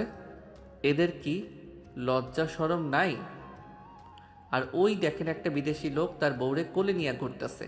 আমি কি আপনাকে কোলে নিয়ে সাগরে একটা দৌড় দিব? খবরদার, ওইসব করতে যেও না। তুমি বরং আমার এই হ্যাটটা ধরো, আমি কয়েকটা সেলফি তুলি। আকাশ হ্যাটটা মাথায় দিয়ে পোজ দিল। নীলা যখন ছবি তুলছে আকাশ হঠাৎ করেই নীলার কোমর জড়িয়ে ধরলো। সমুদ্রের ঢেউ তখন তাদের পায়ের নিচে এসে আছড়ে পড়ছে। বিকেল গড়িয়ে সন্ধ্যা নামলো। ওয়াটার ভিলার বারান্দায় আকাশ আর নীল একা। ডিনারের টেবিল সাজানো হয়েছে ভিলার খোলা বারান্দায়। ক্যান্ডেল লাইট ডিনারের প্রয়োজন। আকাশ টাই পরে বেশি স্মার্ট সেজেছে, তবে তার পকেটে সেই গামছাটা এখনো উঁকি দিচ্ছে। আকাশ মোমবাতির দিকে ঝাঁকিয়ে বলল, নীলামণি, এই মোমবাতি জ্বালানোর মানে কি? কারেন্ট কি চলে গেছে? আমি কি রিসেপশনে ফোন দিয়া জেনারেটর ছাড়তে কমো? নীলা আকাশের ঠোঁটে আঙ্গুল দিয়ে বলল, চুপ, একদম চুপ। একটা ক্যান্ডেল লাইট ডিনার, কোনো কথা বলবে না, শুধু আমার চোখে চোখ রাখবে। আকাশ চুপ হয়ে গেল। নীলার কাজল কালো চোখের দিকে তাকাতেই তার হৃদস্পন্দন বেড়ে গেল। সাগরের গর্জনার হালকা বাতাসের শব্দ ছাড়া আর কিছু শোনা যাচ্ছে না। নীল আকাশের হাতটা টেবিলের উপর ধরল। নীলা, মাঝে মাঝে মনে হয় আমি একটা স্বপ্ন দেখছি। আপনার মতো এইরকম এক রাজকন্যা কেন আমার মতো এই গদাইরে ভালোবাসলো? কারণ রাজকন্যারা সবসময় রাজপুত্রের খোঁজ করে না আকাশ। তারা এমন একজন মানুষকে খোঁজে যার বুকে মাথা রাখলে পৃথিবীটা নিরাপদ মনে হয়। তুমি আমার সেই নিরাপদ আশ্রয়। আর তুমি এমনিতেও কোটি টাকার মালিক, সে তো আমি জানি, কিন্তু তুমি এই যে গদাই মার্কা সহজ চলাচল করো, এটাই আমার পছন্দ। আকাশ ধীরে ধীরে উঠে এসে নীলার পাশে দাঁড়ালো। সে নীলার হাত ধরে ওকে নিজের খুব কাছে টেনে নিল। নীলা আকাশের কাঁধে, আকাশ নীলার চিবুকটা আলতো করে উঁচিয়ে ধরলো। নীলার নিঃশ্বাস তখন তপ্ত হয়ে উঠেছে। আকাশ খুব সন্তর্পণে নীলার কপালে একটা দীর্ঘ চুমু খেলো। তার ঠোঁটের স্পর্শে যেন এক মায়াবী ঘোর চলে গেল। আকাশ নীলার কানের কাছে মুখ নিয়ে ফিসফিস করে বলল, আমি হয়তো কবিতা বলতে পারি না, কিন্তু আমার প্রতিটা নিঃশ্বাসে শুধু তোমার নাম লেখা আছে। নীলা অবাধ্য হয়ে আকাশের গলা জড়িয়ে ধরল। তারা দুজনের সেই নির্জনতায় হারিয়ে গেছে। আকাশের হাতের আঙ্গুলগুলো নীলার চুলে খেলা করছিল, আর নীলা অনুভব করছিল আকাশের বলিষ্ঠ দেহের উষ্ণতা। দীর্ঘ সময় ধরে তারা একে অপরকে অনুভব করলো। কোনো তাড়া নেই, কোনো অপমান নেই, শুধু এক গভীর অনুরাগের বহিঃপ্রকাশ। রোমান্টিক মুহূর্তের রেশ কাটতে না কাটতেই শুরু হলো কমেডি। রাত তখন গভীর। আকাশ বাথরুমে ঢুকেছে ফ্রেশ হতে। হঠাৎ ভেতর থেকে তার চিৎকার, ওরে বাবারে, নীলামণি, বাঁচান, আমাকে বাঁচান। নীলা দৌড়ে বাথরুমের দরজার কাছে গেল। কি হয়েছে আকাশ? সাপ ঢুকেছে? আকাশ দরজা খুলে ভেজা অবস্থায় বেরিয়ে এসে বলল, সাপ না, এটা কেমন কমন। আমি বসতেই নিচ থেকে পানি আইসা আমার একদম ভিজাইয়া দিছে। বিদেশের মানুষকে এইভাবেই মানুষের ভয় দেখায়? নীলা হেসে মেঝেতে গড়িয়ে পড়ার দশা। আরে গদাই, ওটা তো অটোমেটিক বিডেট। তুমি ভুল বোতামে চাপ দিয়েছো। আচ্ছা, আমি ভাবছি সাগরের হাঙর বুঝি নিচ দিয়ে আক্রমণ করলো। ধুর, এই মালদ্বীপে শান্তিতে বাথরুমেও যাওয়া যাবে না। এর চেয়ে আমার গ্রামের ওই বদনার বালতিই ভালো ছিল। আকাশ ভেজা চুলে গামছা পেঁচিয়ে বিছানায় বসে রইল। নীলা হাসতে হাসতে আকাশের মাথায় তোয়ালে দিয়ে ঘষতে শুরু করলো। তুমি না থাকলে আমার জীবনটা তো রঙিন হতো না আকাশ। নীলা আকাশের বুকে মাথা রেখে পরম শান্তিতে চোখ বুঝল। সাগরের ঢেউয়ের শব্দ তখন যেন লরি গাইছে। মালদ্বীপের নীল জলরাশির ওপর রোদ ঝিকিমিকি করছে। আকাশ আর নীলা একটি স্পিড বোটে করে সমুদ্রের মাঝখানে যাচ্ছে স্কুবা ডাইভিং করতে। আকাশ গায়ে লাইফ জ্যাকেট পরে এমনভাবে বসে আছে যেন সে মহাকাশে যাচ্ছে। নীলামণি, এটা কি আসলেও দরকার? সাগরের নিচে মাছ আছে তো আমরা উপর থেকে দেখলেই পারি। অহেতুক নিচে গিয়া ওদের ডিস্টার্ব করার মানে হয় না। মাছগুলো যদি কামড় দেয়? আরে গদাই, মাছ কামড়াবে না, আর তোমার অক্সিজেন মাস্ক তো থাকবেই। তুমি কি জানো সাগরের নিচে অন্য এক জগৎ? আমি চাই আমরা দুজন সেখানে হাত ধরে কিছুক্ষণ থাকি। হাত ধরলে তো ঠিক আছে, কিন্তু ওই যে বড় সিলিন্ডারটা পিঠে ঝুলাইয়া দিছে, ওটা নিয়ে তো আমি মাছের মতো না, ব্যাঙের মতো ভাসুম। নীলা আকাশের দিকে তাকিয়ে একটু থমকে গেল। আকাশকে আজ লাইফ জ্যাকেট আর সানগ্লাসে বেশ স্মার্ট লাগছে। সে জানে আকাশ কতটা বুদ্ধিমান আর কত বড় ধনী, কিন্তু তার এই বোকামির ঢং মাঝে মাঝে নীলাকে খুব ভাবায়। সে আকাশের খুব কাছে গিয়ে দাঁড়ালো। আকাশ, একটা কথা সত্যি করে বলবে? তুমি তো এখন আমাদের এই বিশাল সাম্রাজ্যের ডিরেক্টর। তোমার হাতে কোটি কোটি টাকা। তুমি চাইলে দামি দামি ব্র্যান্ডের কাপড় পরতে পারো, আধুনিক সব জিনিস চেনো। তবুও কেন এই যে কিছু চিনি না, কিছু বুঝি না বলে এত ঢং করো? ঢং করি না তো নীলামণি। আসলে বড়লোক হওয়াটা একটা অভ্যাসের ব্যাপার হইতে পারে, কিন্তু আমি গরিবই চলা পছন্দ করি। আমার মা একটা কথা বলতো, পায়ের নিচে মাটি থাকলে মনটা শান্ত থাকে। আমি যদি সব স্মার্ট সাজি, তবে আপনার মতো জেদি একটা মেয়েকে কে সামলাইব? আপনার এই রাগী মুখটা দেখা আমি যখন বোকামি করি, তখন আপনার মুখে যে হাসিটা ফুটে ওঠে, সেটা কি কোটি টাকা দিয়া কেনা যাইব? নীলা স্তব্ধ হয়ে গেল। আকাশের এই সহজ উত্তরের পেছনে যে কত বড় দর্শন লুকিয়ে আছে তা সে আজ বুঝতে পারল। সে আকাশের গালে একটা মৃদু চুমু খেয়ে বলল, তুমি আসলেও একটা পিস আকাশ। অবশেষে তারা সাগরের গভীরে নামলো। চারিদিকে রঙিন কোরাল আর হাজারো নাম না জানা মাছের মেলা। অক্সিজেন মাস্ক মুখে থাকায় কেউ কথা বলতে পারছে না, কিন্তু নীলা দেখলো আকাশ তার হাতটা শক্ত করে ধরে আছে। পানির নিচে চারপাশটা একদম শান্ত। নীলা আকাশের দিকে তাকিয়ে ইশারায় জিজ্ঞেস করলো সে কেমন আছে। আকাশ তার হাতের বুড়ো আঙ্গুল দেখিয়ে ঠিক আছে বোঝালো, এবং হঠাৎ পানির নিচেই নীলার দিকে একটা উড়ন্ত চুমু ছুঁড়ে দিল। নীলা পানির নিচেই হেসে ফেলল। তাদের চারপাশে বুদবুদ উঠছে। আকাশ নীলার কোমর জড়িয়ে ধরে তাকে একটা বড় কোরালের কাছে নিয়ে গেল। সেখানে মাছেরা তাদের চারপাশ দিয়ে ঘুরে বেড়াচ্ছে। পানির নিচে সেই নির্জনতায় নীলা অনুভব করলো আকাশের শরীরের উষ্ণতা। আকাশ নীলার চশমার ওপর দিয়ে ওর কপালে নিজের কপাল ঠেকালো।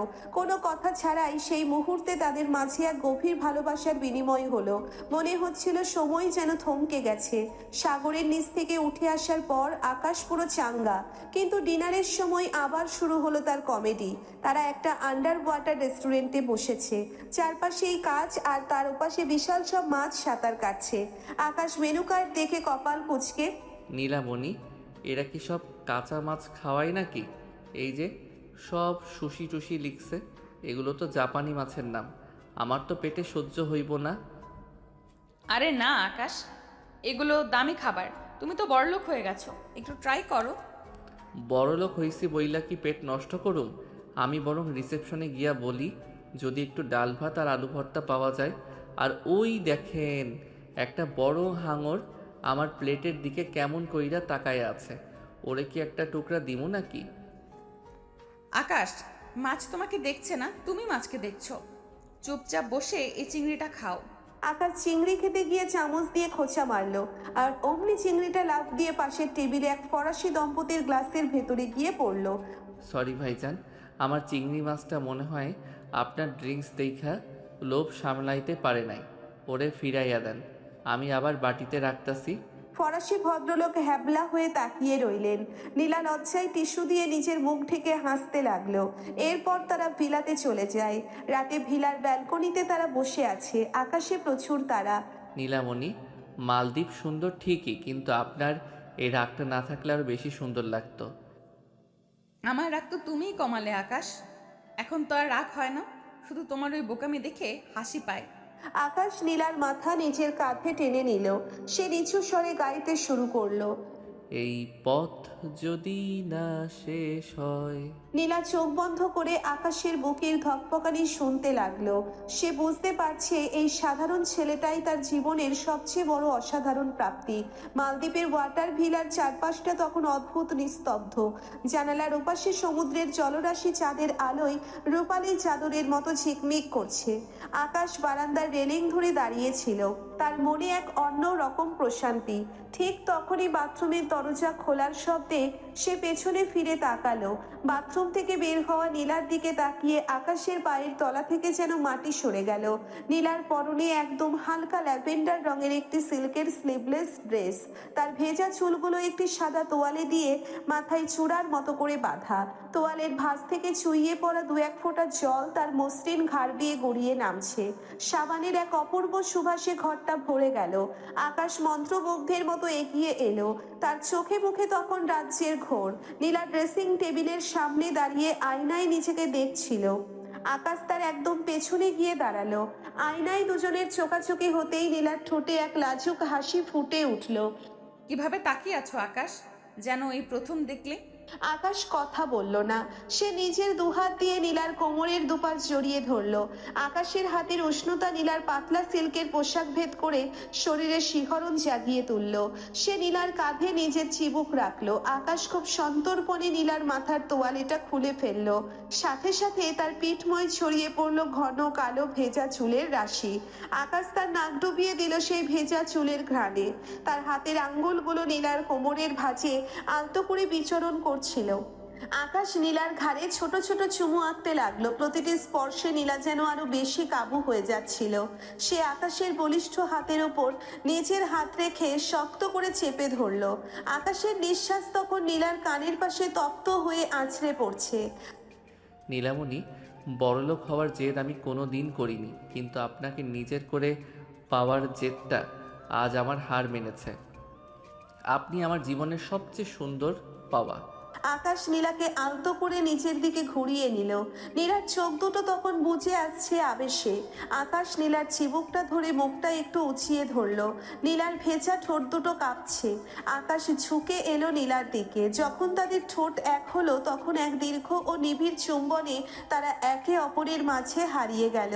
পৃথিবীর সব নিয়ম, সব জেদ আজ তুচ্ছ হয়ে গেল এই এক মুহূর্তের মিলনে। আকাশ নীলাকে পাঁচা কোলা করে তুলে নিল। নীলা তার দুই হাত আকাশের গলায় পেঁচিয়ে ধরলো। আকাশ খুব সাবধানে তাকে বিছানার নরম গদির ওপর শুইয়ে দিল। ঘরের ডিম লাইটের নীলচে আলোয় নীলাকে এক অপার্থিব সুন্দরের প্রতিমূর্তির মতো লাগছিল। আকাশ নীলার ঠিক ওপরে ঝুঁকে এলো। সে নীলার অবাধ্য চুলগুলো কপাল থেকে সরিয়ে দিয়ে ওর চোখে চোখ রাখলো। আকাশের সেই চিরচেনা সারল্য আজ এক গভীর পুরুষালী তেজে রূপান্তরিত হয়েছে। সে নীলার হাতের প্রতিটি আঙ্গুলে, হাতের তালুতে আর কবজিতে নিবিড়ভাবে চুমু খেতে লাগলো। নীলা আকাশের শার্টের বোতামগুলো একে একে খুলতে শুরু করলো। সে অনুভব করতে চাইলো আকাশের হৃৎপিণ্ডের দ্রুত ওঠানামা। আকাশ যখন নীলার গলার লতিতে নিজের ঠোঁট ছুঁয়ালো, নীলার মুখ দিয়ে এক অস্ফুট গোঙানি বেরিয়ে এলো। সে আকাশকে আরো নিবিড়ভাবে নিজের কাছে টেনে নিল। সেই রাতে সমুদ্রের ঢেউয়ের সাথে তাল মিলিয়ে তাদের দুজনের হৃদস্পন্দন এক হয়ে গিয়েছিল। কোনো কৃত্রিমতা ছাড়াই তারা একে অপরকে অনুভব করছিল। দীর্ঘ সময় ধরে চলা এই স্পর্শ আর ভালোবাসার বিনিময়ে তারা দুজনেই এক নতুন দিগন্তের সন্ধান পেল। আকাশের বাহু বন্ধনে নিজেকে সঁপে দিয়ে নীলা অনুভব করলো এই মানুষটিই তার জীবনের প্রকৃত আশ্রয়। ভোর হওয়ার ঠিক আগের মুহূর্তে নীলা আকাশের বুকে মাথা রেখে শুয়েছিল। আকাশের আঙ্গুলগুলো নীলার চুলে খেলা করছিল। পুরো ঘরে তখন এক শান্তির আবহ। আকাশ, আমরা কি সবসময় এমনই থাকবো? থাকবো নীলা, শুধু আপনি আমার ওই বোকামিগুলো একটু সইয়া নিয়েন। নীলা হেসে আকাশের বুকে একটা কামড় দিল। ফাজিল, এখনো বোকামির কথা ভুললে না? আকাশ হাসলো। মালদ্বীপের সেই মোহময় রাত কাটিয়ে যখন আকাশ আর নীলা দেশের মাটিতে পা রাখলো, তখন এয়ারপোর্টের বাইরে আবহাওয়াটা বেশ থমথমে। আরশাদ চৌধুরী তাদের নিতে আসার কথা থাকলেও তার জায়গায় এসেছে একটি কালো রঙের মাইক্রোবাস। চালকের আসনে বসা লোকটির বুক অর্ধেক ঢাকা। আকাশ, বাবার তো আসার কথা ছিল। এই গাড়িটা কার? ড্রাইভারকেও তো চিনতে পারছি না। আর নীলামণি, বড়লোকদের কত গাড়ি, হয়তো নতুন কিনছে। চলেন উঠি, অনেক ক্লান্ত লাগছে। আকাশ গাড়ির দিকে এগিয়ে যেতেই নীলা তার হাত শক্ত করে ধরল। সে দেখতে পেল গাড়ির ভেতর আরো দুজন লোক বসে আছে, যাদের পকেটে অস্ত্রের অবয়ব স্পষ্ট। নীলা বুঝতে পারলো এটা কোনো সাধারণ অভ্যর্থনা নয়। গাড়ি থেকে আচমকা তিনজন গুন্ডা বেরিয়ে এলো। তাদের হাতে লোহার রড আর পিস্তল। তারা সরাসরি আকাশের দিকে তেড়ে এলো। তৌসিফ ভাই জেলে থাকলেও তার হাত অনেক লম্বা। এই ছোকরাকে আজ দুনিয়া থেকে সরিয়ে দিতে হবে। তারা আকাশকে লক্ষ্য করে রড চালাতে যাবে, ঠিক তখনই ঘটে গেল এক অভাবনীয় কাণ্ড। আকাশ লড়াই করার প্রস্তুতি নিচ্ছিল, কিন্তু তার আগেই নীলা এক ঝটকায় আকাশকে নিজের পেছনে সরিয়ে দিল। খবরদার, আমার স্বামীর গায়ে হাত দেওয়ার আগে আমার সাথে লড়তে হবে। আমি নীলা চৌধুরী শুধু বিজনেস ডিল করতে জানি না, শয়তানদের হাড় গুঁড়ো করতেও জানি। নীলা তার দামি চামড়ার ব্যাগটা দিয়ে প্রথম গুন্ডার মাথায় সজোরে আঘাত করল। ব্যাগটার চেইন আর ধাতব অংশ গুন্ডাটির কপালে লেগে রক্ত ঝরতে শুরু করলো। গুন্ডারা থমকে গেল। তারা কল্পনাও করেনি এই মেয়েটি এভাবে রুখে দাঁড়াবে। দ্বিতীয় গুন্ডাটি নীলার দিকে হাত বাড়াতেই নীলা তার হাই হিল জুতো খুলে এক গুন্ডাটির পায়ে সজোরে ছুঁড়ে দিল। গুন্ডাটি ব্যথায় কুঁকড়ে যেতেই নীলা তার পিস্তল ধরা হাতটা মুচড়ে ধরল। ওরে বাবারে নীলামণি, আপনি তো দেখি লেডিস সিঙ্গাম। আমি তো ভাবছিলাম আমার লাঠি খেলা দেখামো, আপনি তো ব্যাগ আর জুতা দিয়াই অর্ধেক সাফ কইরা দিছেন। চুপ করো আকাশ, তুমি একটু সরো তো। এরা ভেবেছে তুমি একা বলেই তোমাকে মারবে। আজ আমি দেখাবো ভালোবাসার মানুষের জন্য আমি কতটা ভয়ঙ্কর হতে পারি। বাকি গুন্ডারা যখন একসাথে আক্রমণ করতে এলো, নীলা এয়ারপোর্টের একটি লোহার ব্যারিকেড টেনে এনে তাদের সামনে পথ আগলে দাঁড়ালো। সে যেন এক জ্যান্ত ঢাল, যার ওপাশে আকাশকে ছোঁয়ার সাধ্য কারো নেই। ঠিক তখনই পুলিশের সাইরেন শোনা গেল। নীলা একাই গুন্ডাদের আটকে রেখেছিল ততক্ষণে। পুলিশ আসতেই গুন্ডারা পালিয়ে যাওয়ার চেষ্টা করলো, কিন্তু ধরা পড়ল। ধুলোবালি আর ঘামে নীলার সেই মেকআপ আজ নষ্ট, শাড়িটা অবিন্যস্ত, কিন্তু তার চোখে মুখে এক রাজকীয় তেজ। আকাশ ধীর পায়ে নীলার কাছে এলো। সে নীলার হাত থেকে ব্যাগটা নিল এবং ওর ধুলো মাখা হাত দুটো নিচের হাতের তালুতে রাখলো। নীলা, আপনি আজ যা করলেন, আমি তো ভাবছিলাম আমি আপনাকে সারা জীবন রক্ষা করুম, কিন্তু আজ আপনি আমার জীবন বাঁচালেন। ওরা তোমাকে মারতে চেয়েছিল আকাশ, আমার সব চলে গেলেও চলতো, কিন্তু তোমার কিছু হলে আমি বাঁচতাম না। আজ থেকে আমি তোমার সব বিপদের সামনে দেওয়াল হয়ে থাকবো। আকাশ নীলাকে জড়িয়ে ধরলো। এয়ারপোর্টের মানুষের ভিড়, পুলিশের হইচই, সবকিছুর মাঝে তারা দুজন এক নিবিড় আলিঙ্গনে আবদ্ধ হয়ে রইল। আকাশ নীলার কপালে একটা দীর্ঘ চুমু খেলো। তার চোখে আজ আর কোনো বোকামি নেই, আছে কৃতজ্ঞতা আর ভালোবাসা। বাড়িতে ফেরার পর আরশাদ চৌধুরী সব শুনে স্তম্ভিত হয়ে গেলেন। তৌসিফ জেল থেকে বসে এই চাল চেলেছে। নীলা এবার আর চুপ করে থাকলো না।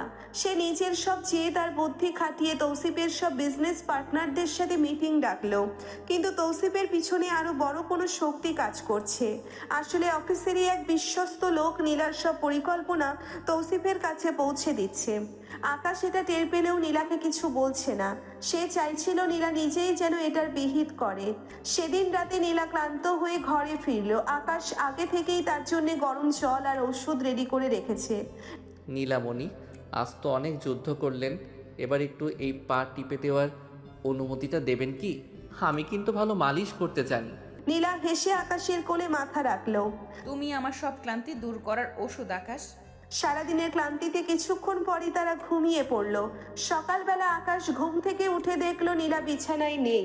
সে সাধারণত দেরিতে ওঠে, কিন্তু আজ সূর্য ওঠার আগেই নীলা হাওয়া। আকাশ ভাবলো, নীলামণি কি তবে আবার রাগের মাথায় কোনো মিশনে গেল? আকাশ নিচে নেমে রান্নাঘরের সামনে যেতেই তার চোখ কপালে উঠল।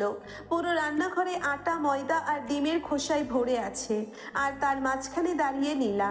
হাতে একটা খুন্তি, গালে আটার গুঁড়ো লেগে আছে, আর চুলগুলো এলোমেলো। ওরে বাবারে, ম্যাম, রান্নাঘরে কি বোমা ফাটছে নাকি কোনো যুদ্ধের প্রস্তুতি চলতেছে? বেশি কথা বলবে না আকাশ, আজ আমার ছুটি।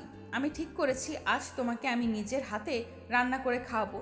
তুমি সব সময় আমাকে রান্না জানো না বলে খেপাও না।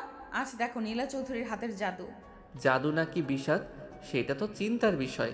আচ্ছা ম্যাম, প্যান্টার ভেতর থেকে ওই যে কালো ধোঁয়া বের হচ্ছে, ওটা কি আপনার রান্নার কোনো স্পেশাল ফ্লেভার? নীলা হুড়মুড় করে প্যান্ট সামলাতে গিয়ে পা পিছলে পড়ে যেতে নিলেই আকাশ সীতার উপর লাফ দিয়ে গিয়ে ওকে ধরে ফেললো। নীলা আকাশের বুকে আছড়ে পড়লো। দুজনের নাকে মুখে এখন আটার সাদা গুঁড়ো। রান্নাঘরে সেই বিশৃঙ্খলার মাঝে তারা দুজন একে অপরের চোখের দিকে তাকিয়ে রইল। আকাশের মুখে একটা দুষ্টুমি ভরা হাসি। সে নীলার গাল থেকে আটার গুঁড়ো মুছতে গিয়ে নিজের আঙ্গুল দিয়ে একটু আদর করে ঘষলো। রান্না করা কি এতই সহজ নীলামণি?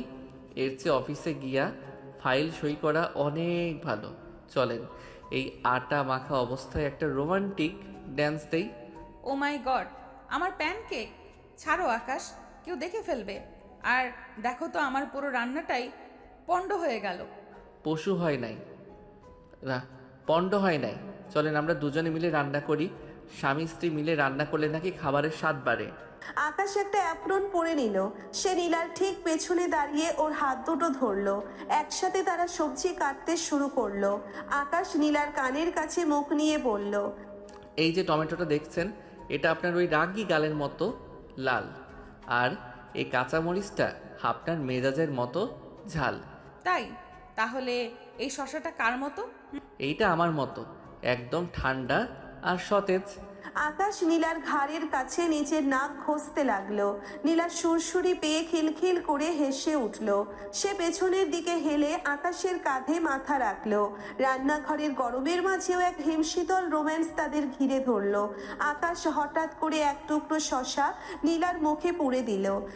আকাশ, তুমি আসলেও একটা পাগল, কিন্তু এই পাগলামিটাই আমার সবচেয়ে বেশি ভালো লাগে। রাতে বাগানবাড়ির ছাদে ডিনারের আয়োজন করা হয়েছে। নীলা একটা লাল শাড়ি পরেছে আর আকাশ তার সেই গরিবী স্টাইল ছেড়ে আজ একটা সাদা পাঞ্জাবি পরেছে। তাকে দেখতে আজ একদম রাজপুত্রের মতো লাগছে। আজ আপনাকে লাল শাড়িতে একদম টকটকে মরিচের মতো লাগতেছে, দেখে আমার জিভে জল আসতেছে। খেয়ে ফেলি। থামো, সবসময় কি খাওয়ার কথাই ভাববে? আজ চারটা দেখেছো কত সুন্দর? চাঁদ দেখে কি হইব, আমার পাশে তো আস্ত একটা চাঁদই বসে আছে। তবে এই চাঁদের মেজাজটা যদি একটু কম থাকতো তাইলে কপালে একটা চুমু দিতাম। নীলা নিজেই আকাশের খুব কাছে চলে এলো। সে আকাশের পাঞ্জাবির কলারটা ধরে ওকে নিজের দিকে টেনে আনলো। ট্যাক্স নিতে বুঝি এখন অনুমতি লাগবে? দাও না। আকাশ আর দেরি করলো না। সে নীলার কোমর জড়িয়ে ধরে ওকে নিজের বুকে মিশিয়ে নিল। খোলা আকাশের নিচে তারার আলোয় তারা এক দীর্ঘ এবং গভীর চুম্বনে হারিয়ে গেল। কিছুক্ষণ পর আকাশ নীলাকে পাঁচা কোলা করে কোলে তুলে নিল। রান্নাঘরে তো অনেক ধস্তাধস্তি হয়েছে, এবার না হয় শোবার ঘরে গিয়ে একটু শান্তিতে জিরানো যাক। তুমি পারো আকাশ, এই গদাই মার্কা কথা কি কোনোদিন কমবে না? আকাশ হাসতে হাসতে নীলাকে নিয়ে ঘরের দিকে রওনা দিল। সিঁড়ি দিয়ে ওঠার সময় সে নীলার কানে কানে বলল, গদাইগিরি তো আমার আসল শক্তি নীলামণি, এইটার ফাঁদেই তো আপনি পা দিছেন। তারা রুমে চলে যায়। এরপর দুজনেই দুজনকে আদর করে ঘুমিয়ে পড়ে। 6 মাস পর বাইরে মুষলধারে বৃষ্টি হচ্ছে। জানালার কাছে বৃষ্টির ফোঁটাগুলো আছড়ে পড়ার শব্দ হচ্ছে ছন্দময় গানের মতো।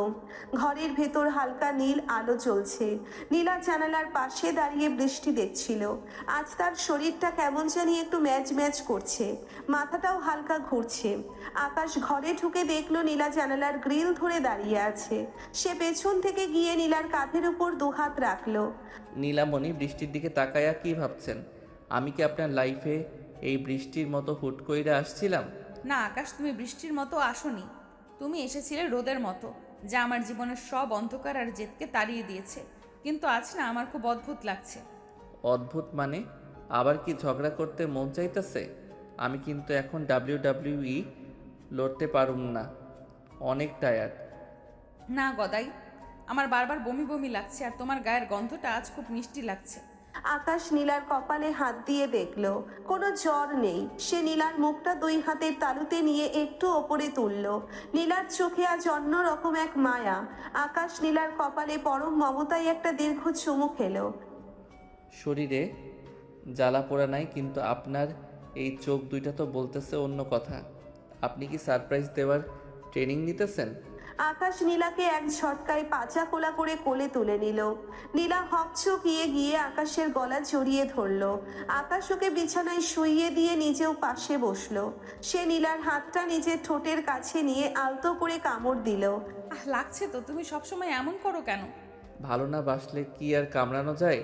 শুনেন নীলামণি, আপনি রাগী হন আর যাই হন, এই গদাই কলিজাটা কিন্তু আপনার কাছে বন্দি। আকাশ নীলার খুব কাছে এসে ওর ঘাড়ের কাছে নিজের মুখ নিয়ে এলো।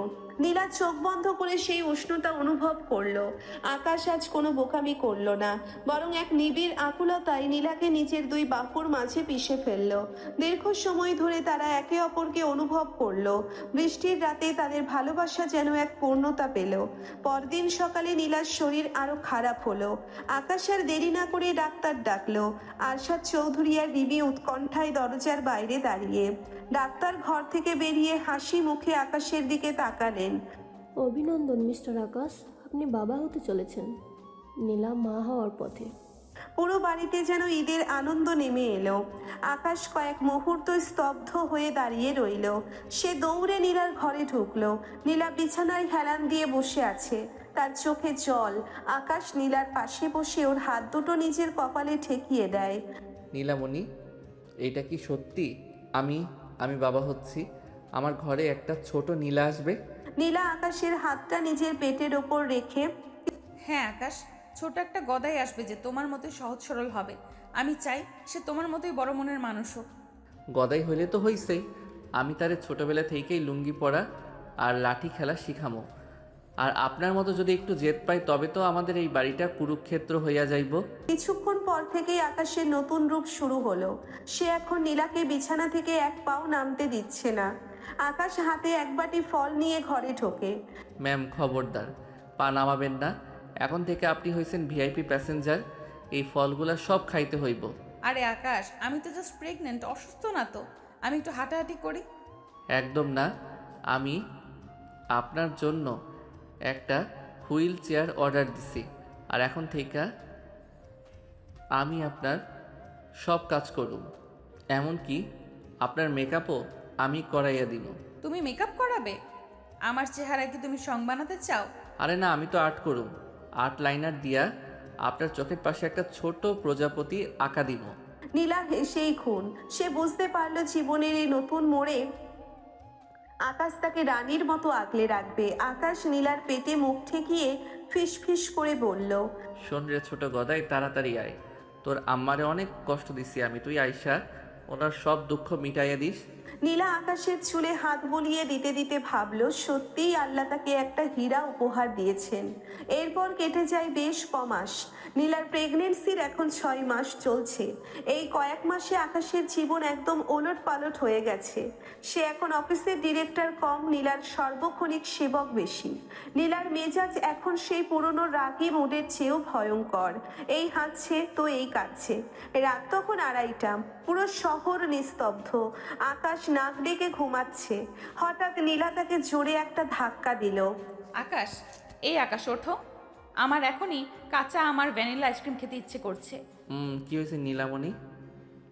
কাঁচা আম তো গাছে থাকে আর আইসক্রিম তো দোকানে। এখন রাত 2:30 বাজে, আমি কি জাদুর চেরা কইসা এগুলো আনবো? তুমি আমাকে আর ভালোবাসো না, আমার পেটের বাচ্চাটা আম খেতে চাচ্ছে আর তুমি ঘুমাচ্ছ। ঠিক আছে, আমি একাই যাচ্ছি বাজারে। আরে আরে, কি করে এসব? আপনি বসুন, আমি যাচ্ছি। আইসক্রিম আর আম নিয়ে তবে আমি ঘরে ফিরবো, না হলে আমি গদাই না। আকাশ লুঙ্গি আর পাঞ্জাবি পরেই একটা বড় টর্চ হাতে নিয়ে বেরিয়ে পড়ল। এই মাঝরাতে আইসক্রিম পাওয়া মানে আকাশের চাঁদ হাতে পাওয়া। সে এলাকার এক দোকানের ঝাঁপ পেটাতে শুরু করলো। দোকানদার ভাবলো ডাকাত পড়েছে। অনেক কষ্টে ডাবল দাম দিয়ে আইসক্রিম জোগাড় করলো সে, কিন্তু কাঁচা আম কোথায় পাবে? এই অসময়ে আম পাওয়া অসম্ভব। আকাশ শেষমেশ তার শ্বশুর বাড়ির বাগানের সেই পুরনো আম গাছে উঠে পড়ল। অন্ধকারে আম পাড়তে গিয়ে সে মৌমাছির চাকে টোকা দিয়ে বসলো। সকালবেলা আকাশ যখন ঘরে ফিরলো, তার একটা চোখ ফুলে ঢোল, হাতে এক পলিথিন আইসক্রিম আর দুটো ছোট ছোট কচি আম। নীলা আকাশের অবস্থা দেখে হেসেই খুন। এ কি আকাশ, তোমার চোখের একই অবস্থা কেন? মৌমাছিকে তোমাকে আইসক্রিম মনে করে কামড়েছে? সবই আপনার আর আপনার ওই ছোট গদাই লীলা খেলা। আইসক্রিম খান ম্যাম, আর আম দিয়া দাঁত টক করেন। এই গদাইয়ের চোখের 12টা বাজলেও আপনার মুখে হাসি ফুটছে, এইটাই বড় কথা। নীলা আবেগপ্রবণ হয়ে আকাশের ফোলা চোখে একটা চুমু খেলো। আকাশের সব কষ্ট এক নিমেষে ধুয়ে গেল। সময় গড়াতে লাগলো। অবশেষে সেই কাঙ্ক্ষিত দিনটি এলো। নীলা হসপিটালের বেডে শুয়ে ব্যথায় কাতরাচ্ছে। আকাশ বাইরে পায়চারি করছে আর সামনে ঘামছে। আরশাদ চৌধুরী আর রিমি ওকে শান্ত করার চেষ্টা করছেন। আব্বা, নীলা কি ঠিক থাকবে তো? ও তো খুব জেদি, ব্যথার সাথে কেউ পারবে? আমি কি ভেতরে যাব? আমি গিয়ে ওর হাতটা ধরি। ঠিক তখনই ওটি থেকে এক নবজাতকের কান্নার শব্দ ভেসে এলো। নার্স বেরিয়ে এসে আকাশের কোলে একটা তুলতুলে ছোট শিশুকে তুলে দিলেন। অভিনন্দন, আপনার কোল আলো করে রাজপুত্র এসেছে। আকাশের চোখে আনন্দ অশ্রু। সে বাচ্চার কপালে হাত দিয়ে দেখলো তার হুবহু প্রতিচ্ছবি। সে দৌড়ে নীলার কাছে গেল। নীলা খুব ক্লান্ত, কিন্তু তার চোখে তখন বিজয়ী হওয়ার আনন্দ।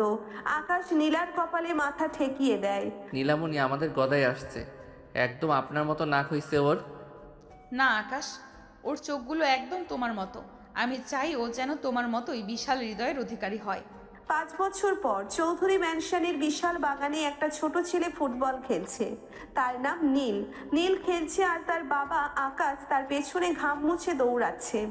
নীলা বারান্দায় দাঁড়িয়ে হাতে কফি নিয়ে এই দৃশ্য দেখছে। জানো আকাশ, 5 বছর আগে আমি ভাবতেও পারিনি যে আমার জীবনটা এত সুন্দর হবে। আমি শুধু ক্যারিয়ার আর টাকা চিনতাম।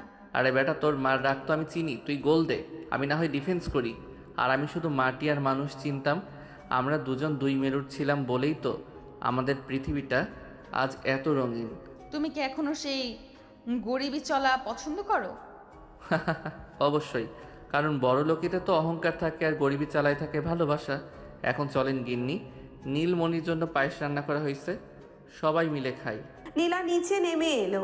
সে আগের চেয়ে অনেক বেশি শান্ত এবং সুন্দরী হয়েছে। সে আকাশের পাশে এসে দাঁড়ালো। আকাশ নীলার কাঁধে হাত রাখলো।